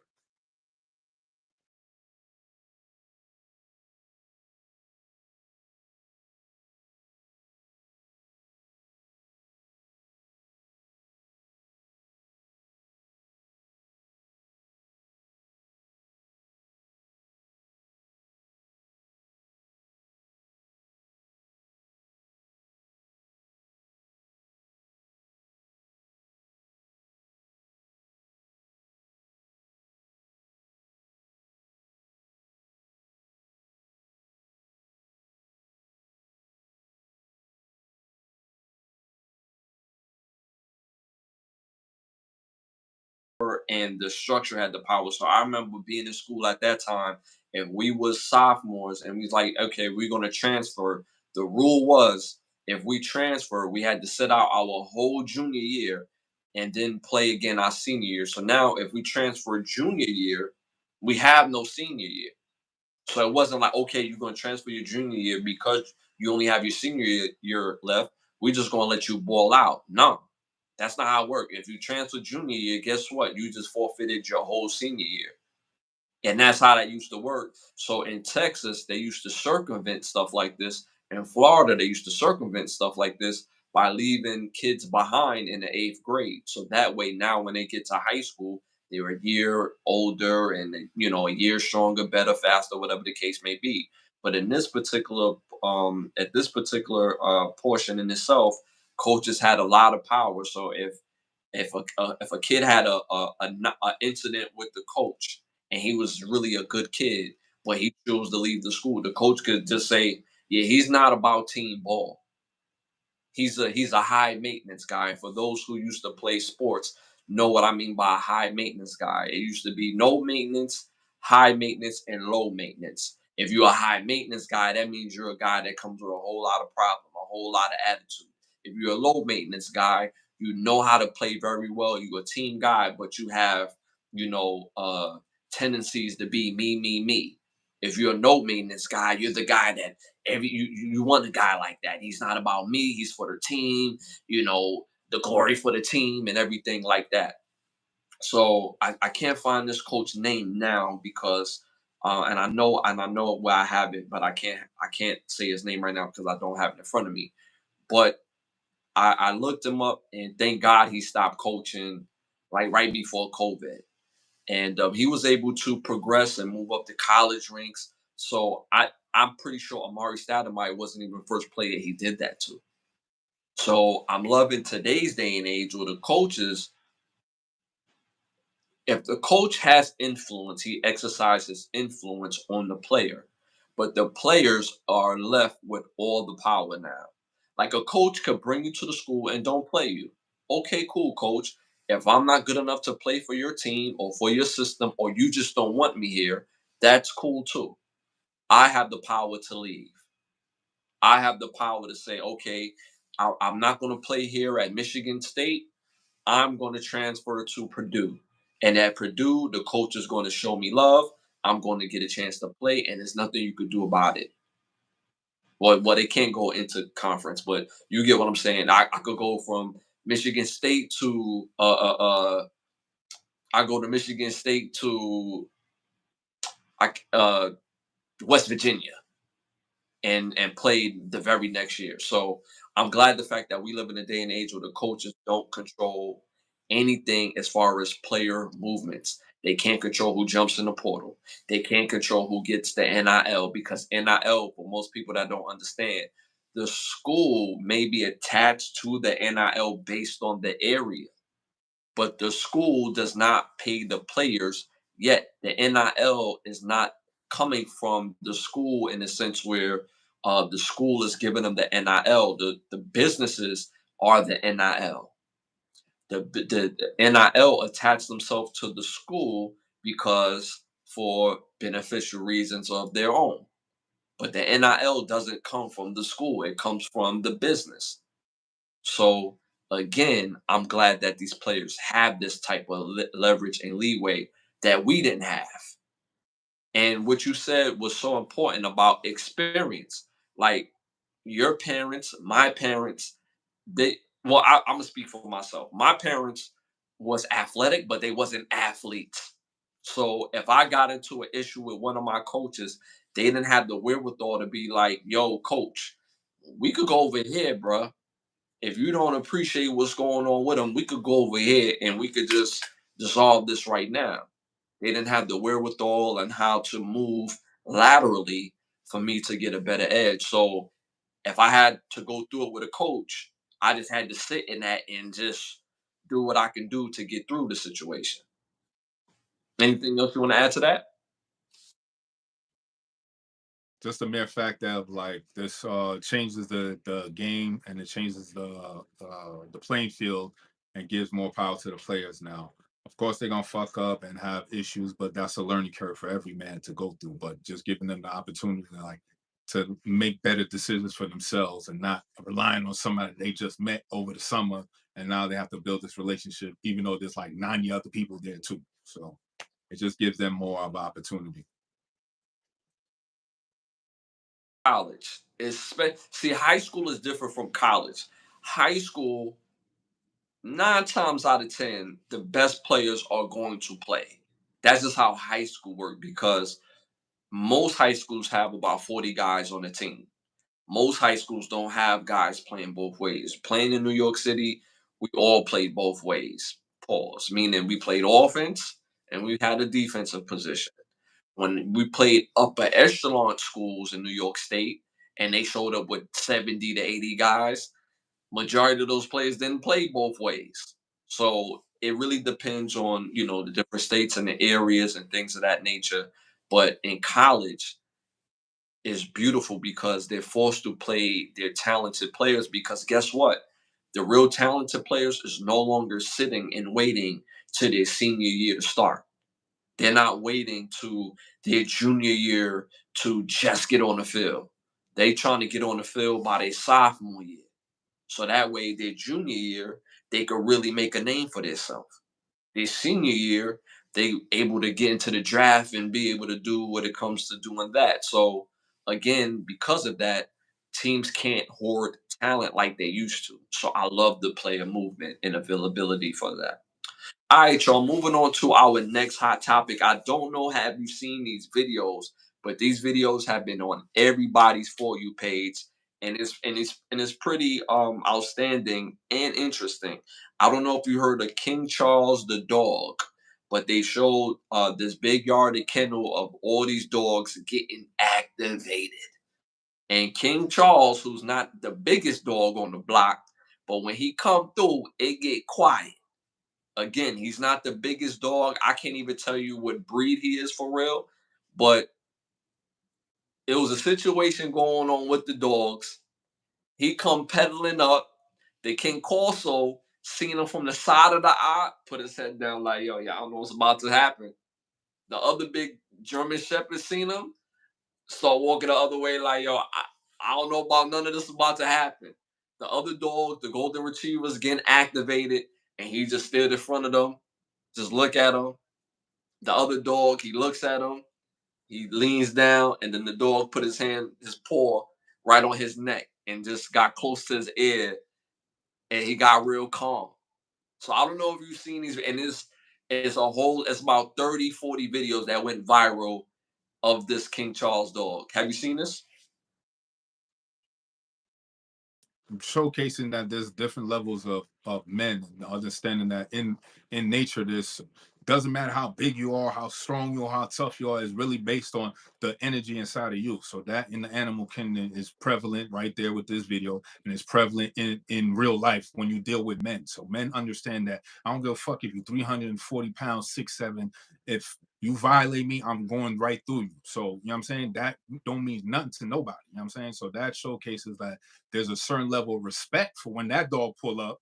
You know what I'm saying? No barking. You know what I'm saying? No wag tailing, nothing. Keep your head down.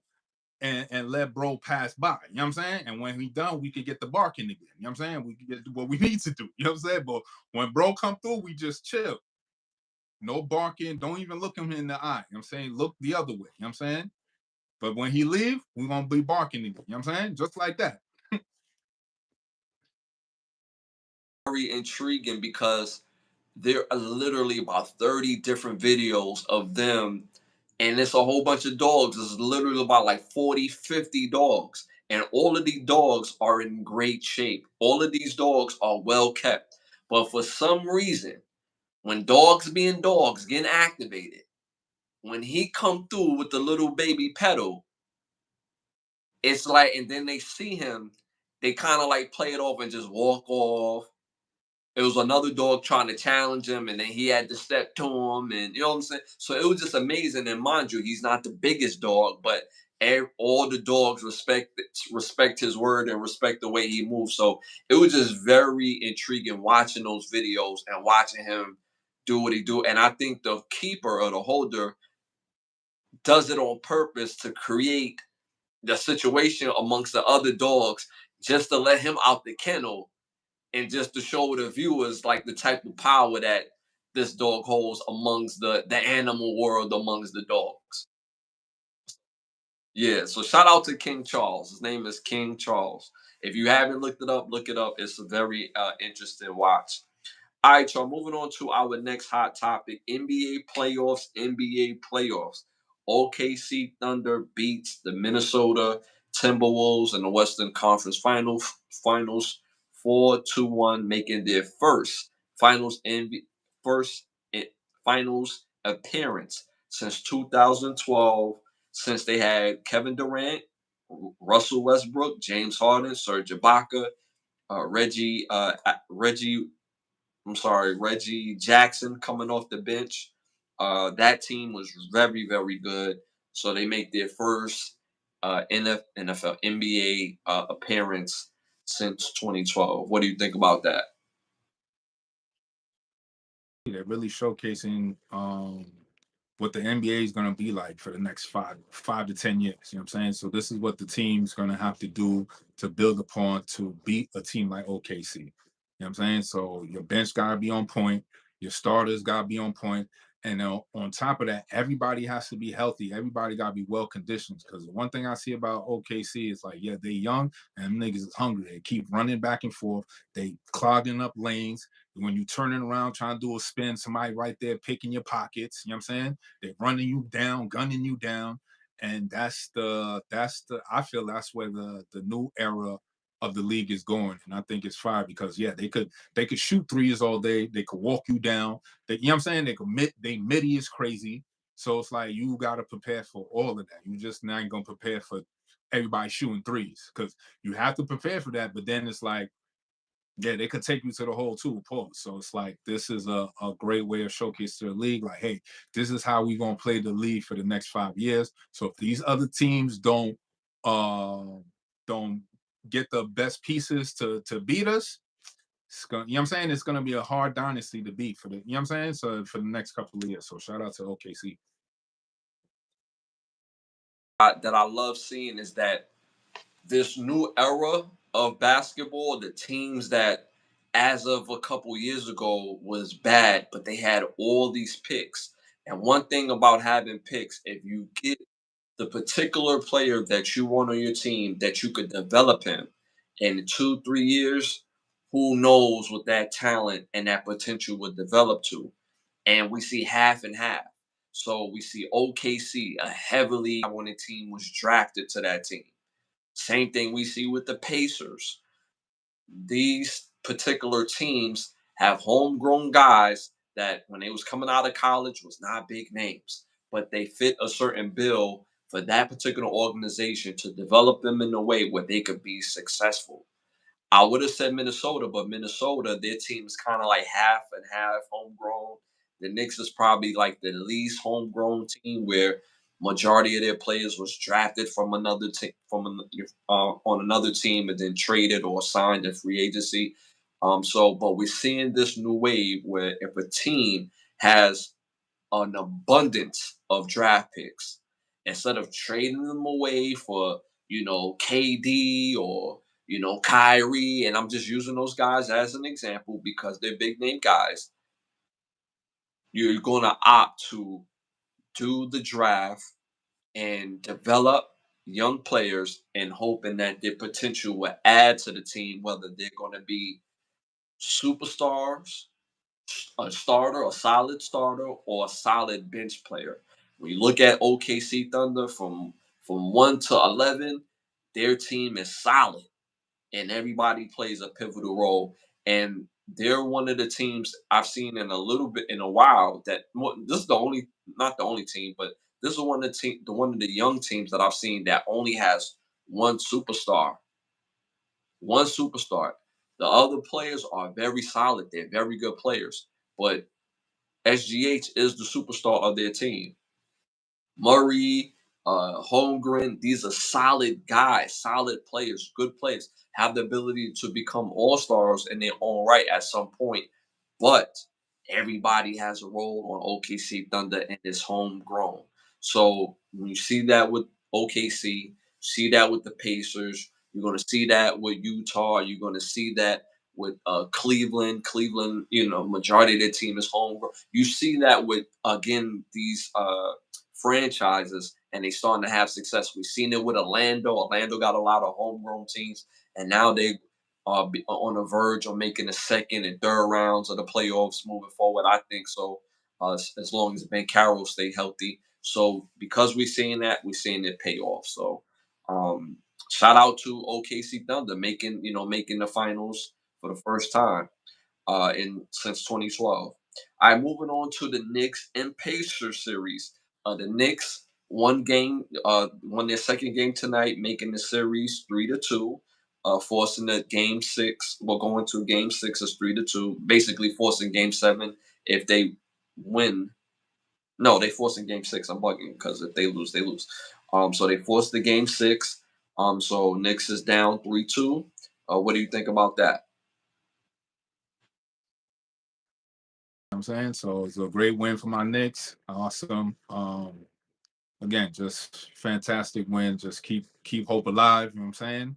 We're not keeping the lie alive. We're keeping the hope alive. You know what I'm saying? So keep it going. You know what I'm saying? G knowledge.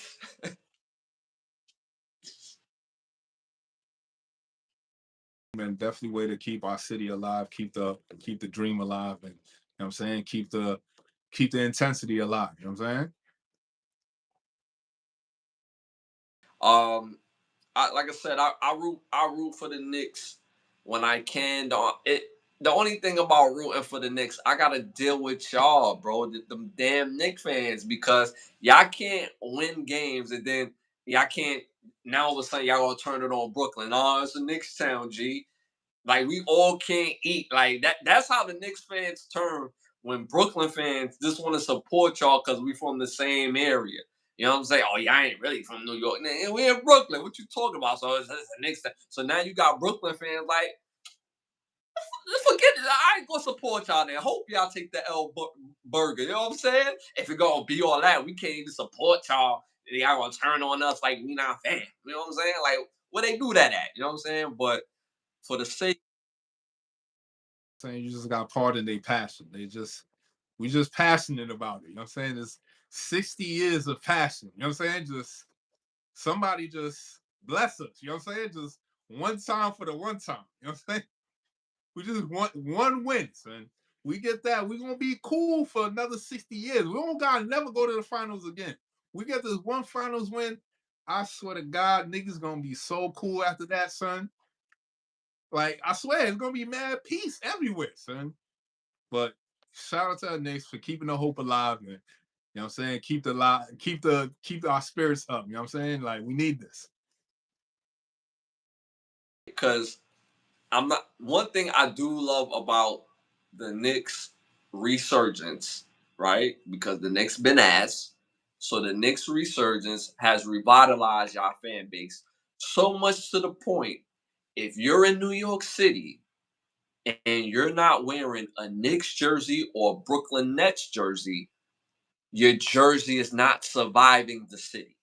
If you walking around, thinking it's conducive for you around here to be wearing any other jersey outside of Knicks in Brooklyn, you're gonna be sadly mistaken. If you walk This point of the game, not right now. Don't be wearing your other team jersey right now, walking through the city. Like you tripping, and like you are bugging. So nobody care about Atlanta Hawks right now. You know what I'm saying? Keep that in the crib, and you know what I'm saying, and just be cool. You know what I'm saying? Just be cool. down with the Denver Nuggets jersey because the Denver Nuggets got fire colors and you want to match it with your Jays or your constructs. It's not the time to do that. Again, I'm warning y'all. Don't wear them jerseys unless it says New York Knicks or Brooklyn Nets. It's not safe.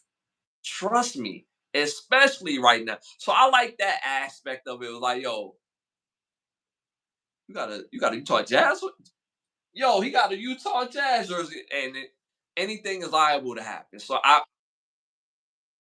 Jazz jersey. What are you doing, son? What we doing here, son? nah. Rip that off this man back right now, son. He's bugging, son. Yo, what? Like, come on, son. That's the best way to hide in plain sight. Throw you a Knicks fitted, you know what I'm saying? Some Timbs and some jeans, you good. But as soon as you start wearing your favorite team from your hometown, you wow. Not right now, son. Just don't do that. But I'm not gonna lie. I'm not gonna. I don't like the fact that they trash on me with the Pacers jersey. They ripped the jersey off, like they cracked them with the garbage and them garbage pins in New York City. Y'all don't notice, but them things is heavy. So for somebody to pick that up, they was kind of brolic, and that was all adrenaline. I'm not, you know what I'm saying? I'm not saying that what he did was right or whatever. All I'm saying is we just passionate about our team. You know what I'm saying? We had a lot of hard years. You know what I'm saying? Just a lot of buffale. You know what I'm saying? Niggas come into our house dropping 81, 65, 50, all types of joints on our forehead. And we was just taking all types of disrespect. You know what I'm saying? So again, we just very passionate, and you just not gonna come into our house and just drop 130 points on us, and we are at 89. Nah, we gonna be you. You better. You know what I'm saying? It's up right now. So again, my New York Knicks is our fans is just extra passionate. I feel sorry for bro with his Pacers jersey, like, but it was just extra passion that just had to just be released on his jersey. I felt sorry for him, but you just gotta be cool. You know what I'm saying? You just gotta be cool with the passion. You gotta understand is 20 years of straight disrespect is just like that's what's going on right here. That's why we just wilding out. But you know what I'm saying? Like just when you walking through the city, just understand where you at. Just have the wherewithal, understand where you at. You know what I'm saying? Bro ran into a mob. You know what I'm saying? Was crazy. So uh, but yeah, that was wild in itself. Him running into the mob. All right, y'all. Moving on to our next hot topic. President Trump commute sentence of former leader of the GD's gangster disciples, Larry Hoover. He still has to serve his state sentence charge, but at some point he will be released.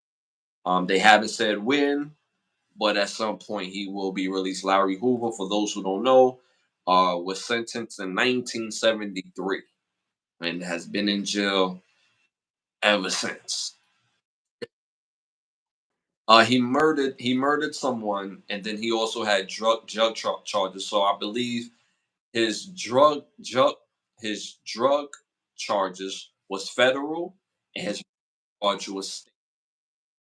The drug charges is federal because the president is the federal president. That's why he can commune that sentence because it's a federal charge. So he's okay with the federal charge. But because he got hit with state, you know what I'm saying? Don't the years run concurrent, or they didn't do that for the time he spent in the feds? They probably didn't, because that's how the state and the feds they be wishy-washy with that. Because if you do state time first it doesn't go concurrent with the Fed time. So you gotta now go do Fed time. So I'm pretty sure if you do Fed time first, all them years you did have nothing to do with the state years you got to do. So 3. And then on top of that, his original sentence was 200 years.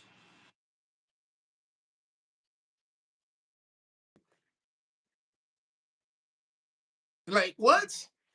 So who did he murder? Not saying like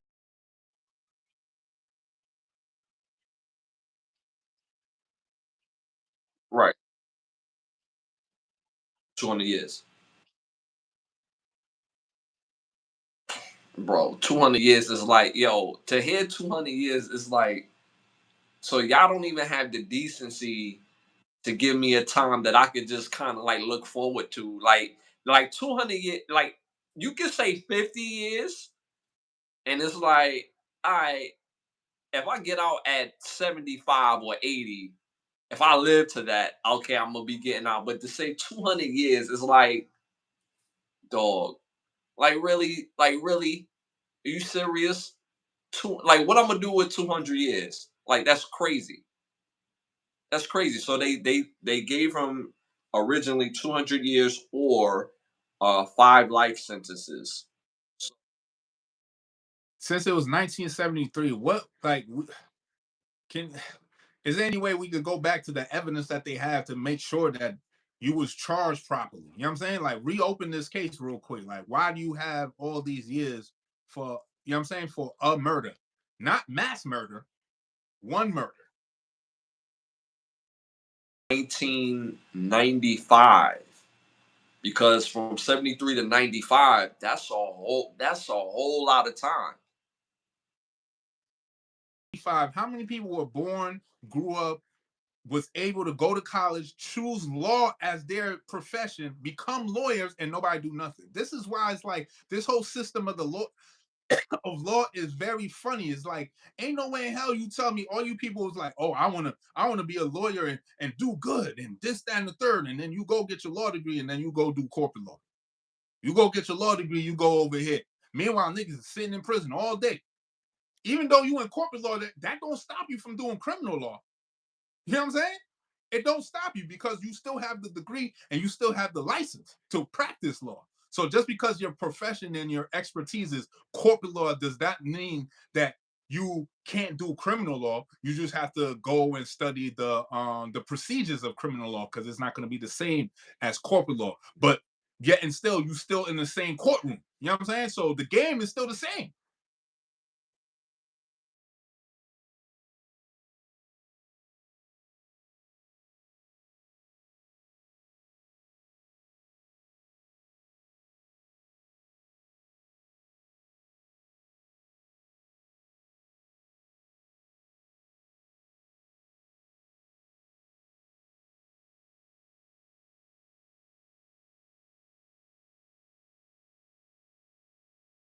Yo, go talk to the prosecutor again, because I'm not taking. He's like, look, I already spoke to him. I already told him that. I already gave him everything, and this is the best you're gonna get. And he had to sit there and do 30 days for still a caramel corn.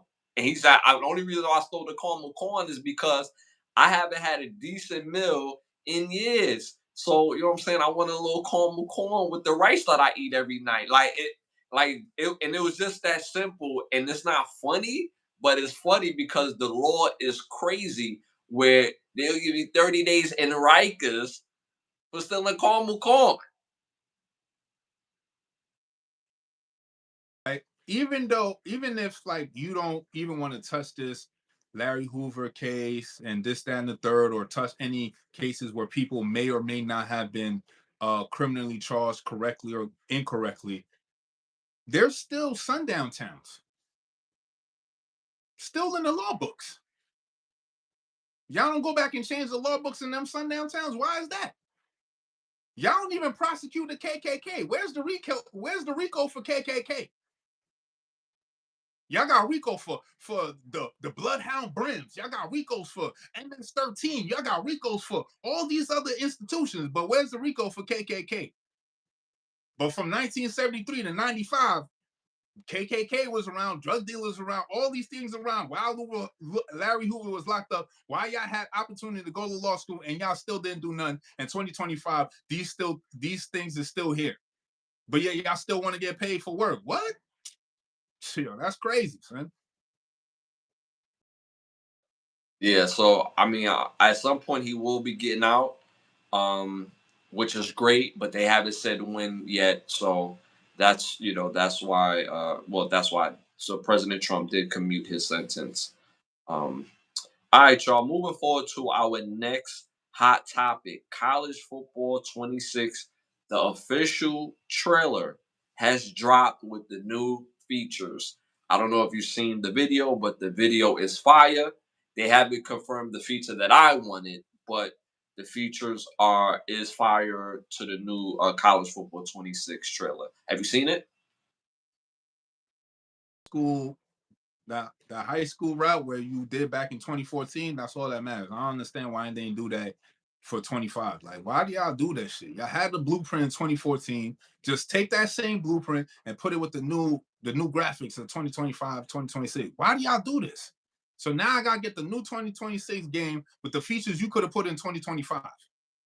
It's like, yo, I swear to God, son. It's like, yo, it's every year y'all find another way to squeeze money out of people, son. I'm gonna get the game, but I'm just saying, like, God damn, you could have did it for 25 though. I still would have got it, but y'all wait for 26. Yo, it better be on point. That's all I'm saying.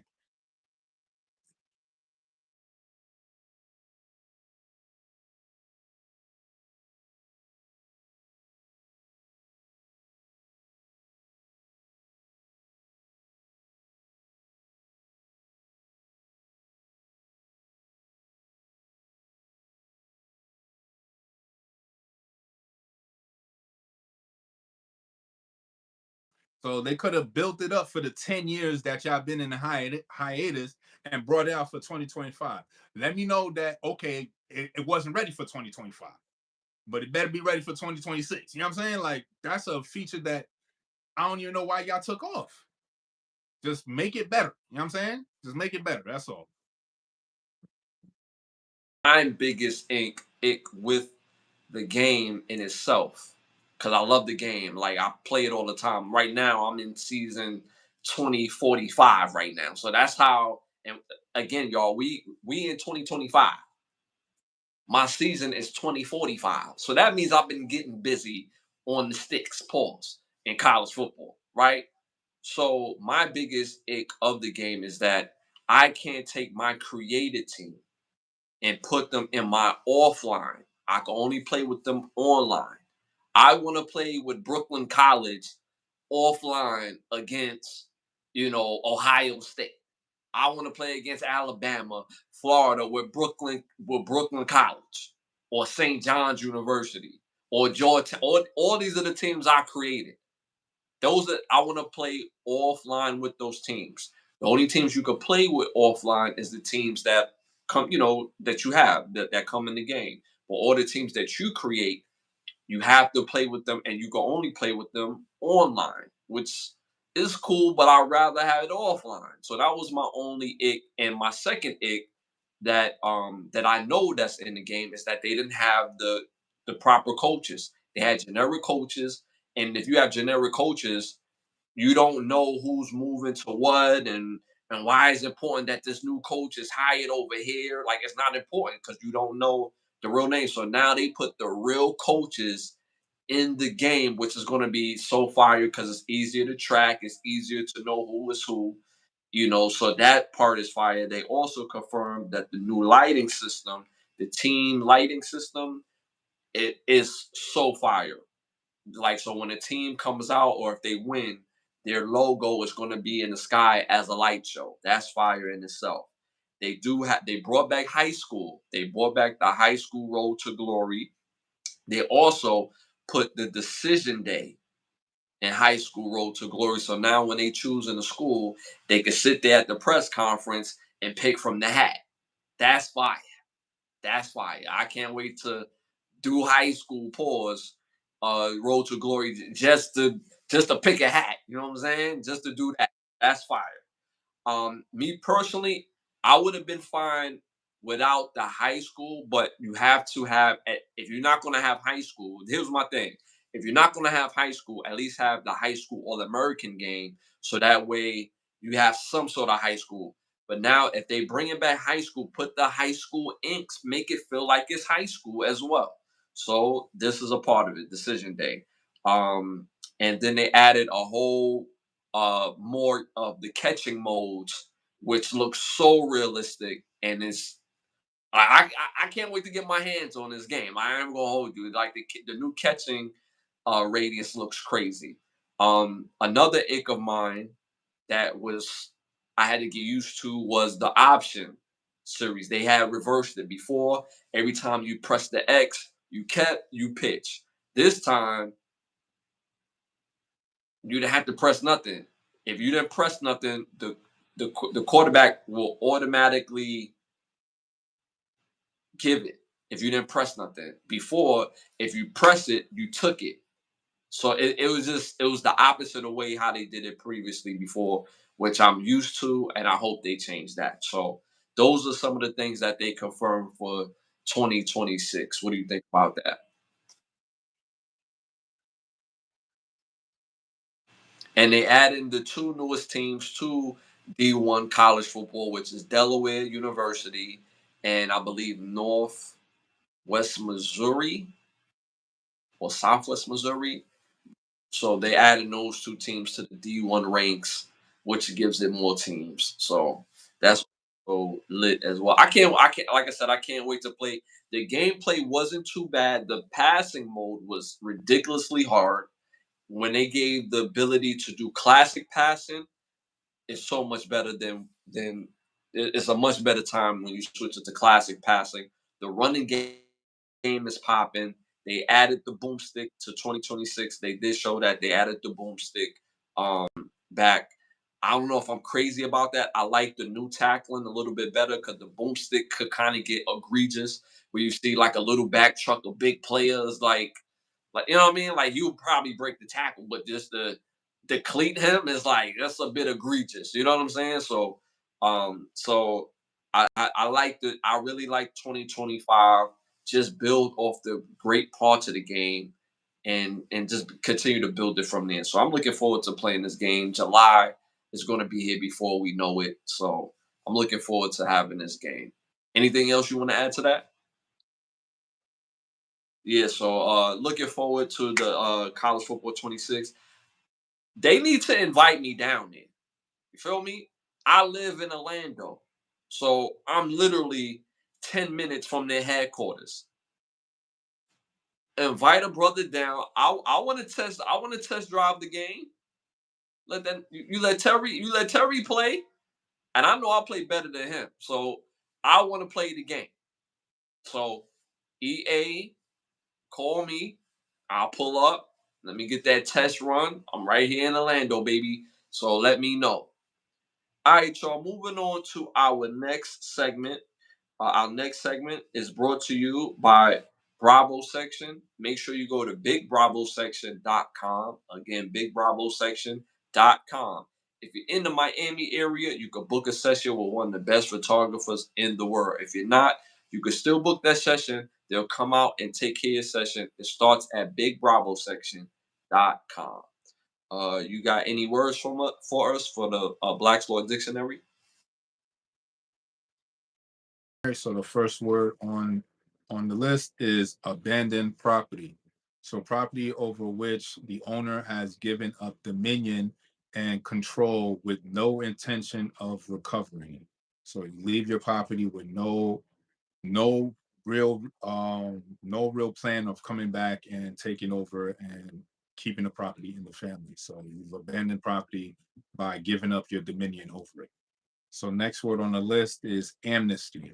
So amnesty is a sovereign act of forgiveness for past acts granted by government to all persons or to certain class of persons who have been guilty of crime or derelict, generally, generally political offenses, treason, sedition, rebellion, draft evasion, and often conditioned upon their return to obedience and duty within a prescribed time.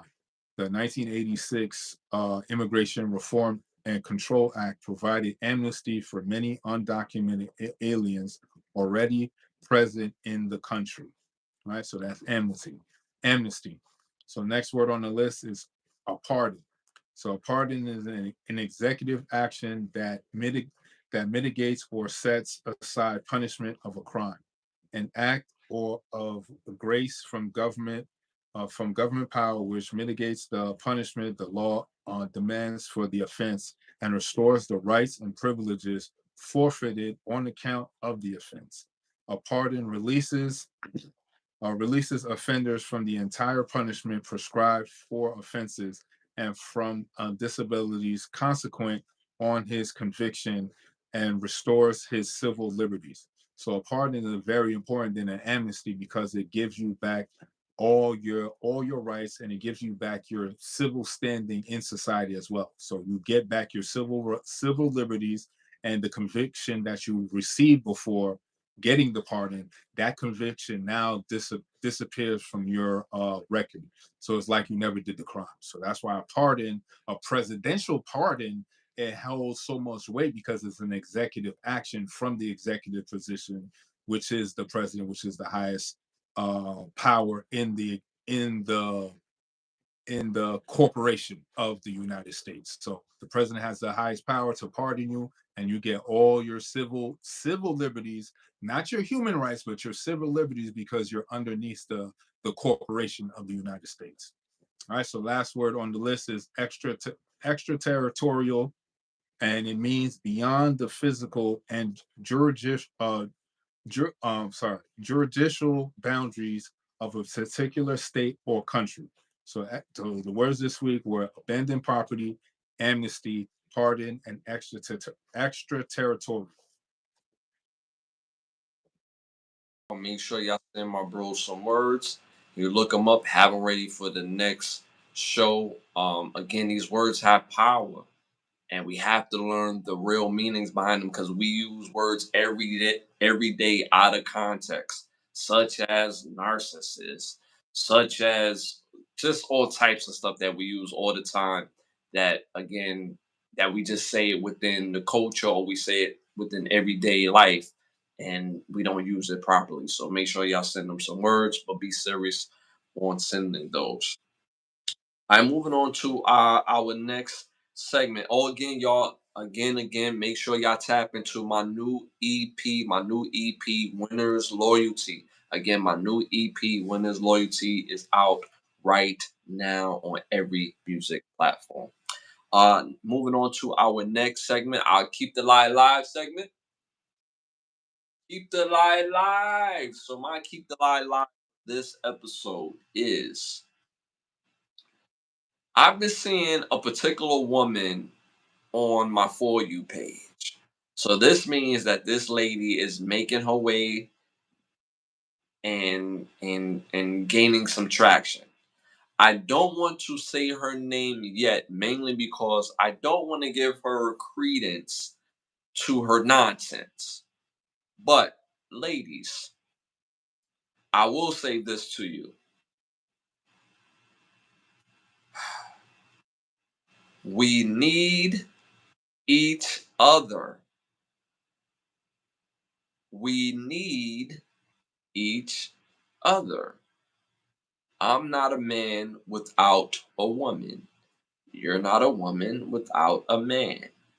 We need each other. So, for those who have interest in being needed by each other, man or woman, woman to man, what they say in the song at the club, every man to a woman, every woman to a man, be careful in what you're listening to as far as these pseudo fake philosophers or fake doctors, and they call themselves doctors, but they got their degrees from Battery University, Light Tech University, Smart Bulb College. The point of the fact of the matter is that what you receive, the messaging, and how you receive it if what the message that you're receiving is not based in logic, then don't receive it. Don't ingest it. Because you become what you eat. You become what you hear and what you allow to fester in your spirit. As men, and I'm not speaking for every single man, but I'm speaking for heterosexual men that understand the value of women. We need y'all. We need y'all energy around us. You ever seen the movie Hancock? You ever seen how the brother, even though it was kind of weird, but every time they got together, he got weaker only because they was stronger as a unit together and they didn't need their powers. They only needed their superpowers when they far apart. Why do you need superpowers? Because you got to fight against the history of the world. But if y'all together, y'all can live and exist in love. So, with that being said, we need each other, y'all. Don't let these fake people tell y'all, oh, you don't need a man. I don't let no dude on this internet tell me that we don't need women. I haven't heard a dude sensible who calls himself sensible say anything remotely to that. So do understand when you have these women out here that's making traction, don't listen to them because they're making traction because they got a whole lot of views, they got this going on, that going on. Like ingest things that are real because in the real world, in the real everyday life of dating, you know you wouldn't take her bizarre advice. You know for a fact that her struggle is not your struggle. And no disrespect to some of these women that be out here talking, but they not much to look at to begin with. And if you're a woman who is beautiful and you're a woman who understands the beauty of your beauty, then that's not somebody you need to be listening to anyway because your energy is more beautiful than their energy. And if your energy is beautiful, even if you're not a 10, that will shine out and you will have the energy that you're looking for as far as your life.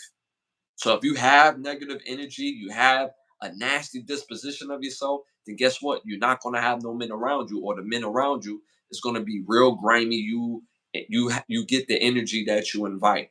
So don't listen to these fake doctors that don't have nobody to speak of and that's not even moving on anything healthy in their mind or in their relationship to tell you what you need to do and for you to ingest it because they are agents of chaos. Don't be that way. We need you, ladies. We need you. That's my keep the lie alive for this episode. Anything you want to add to that? Right there. Appreciate that, my brother. So, ladies, again, don't listen to these fake doctors. Don't. Especially if your goal one day is to have a family. If y'all understand friendship, right?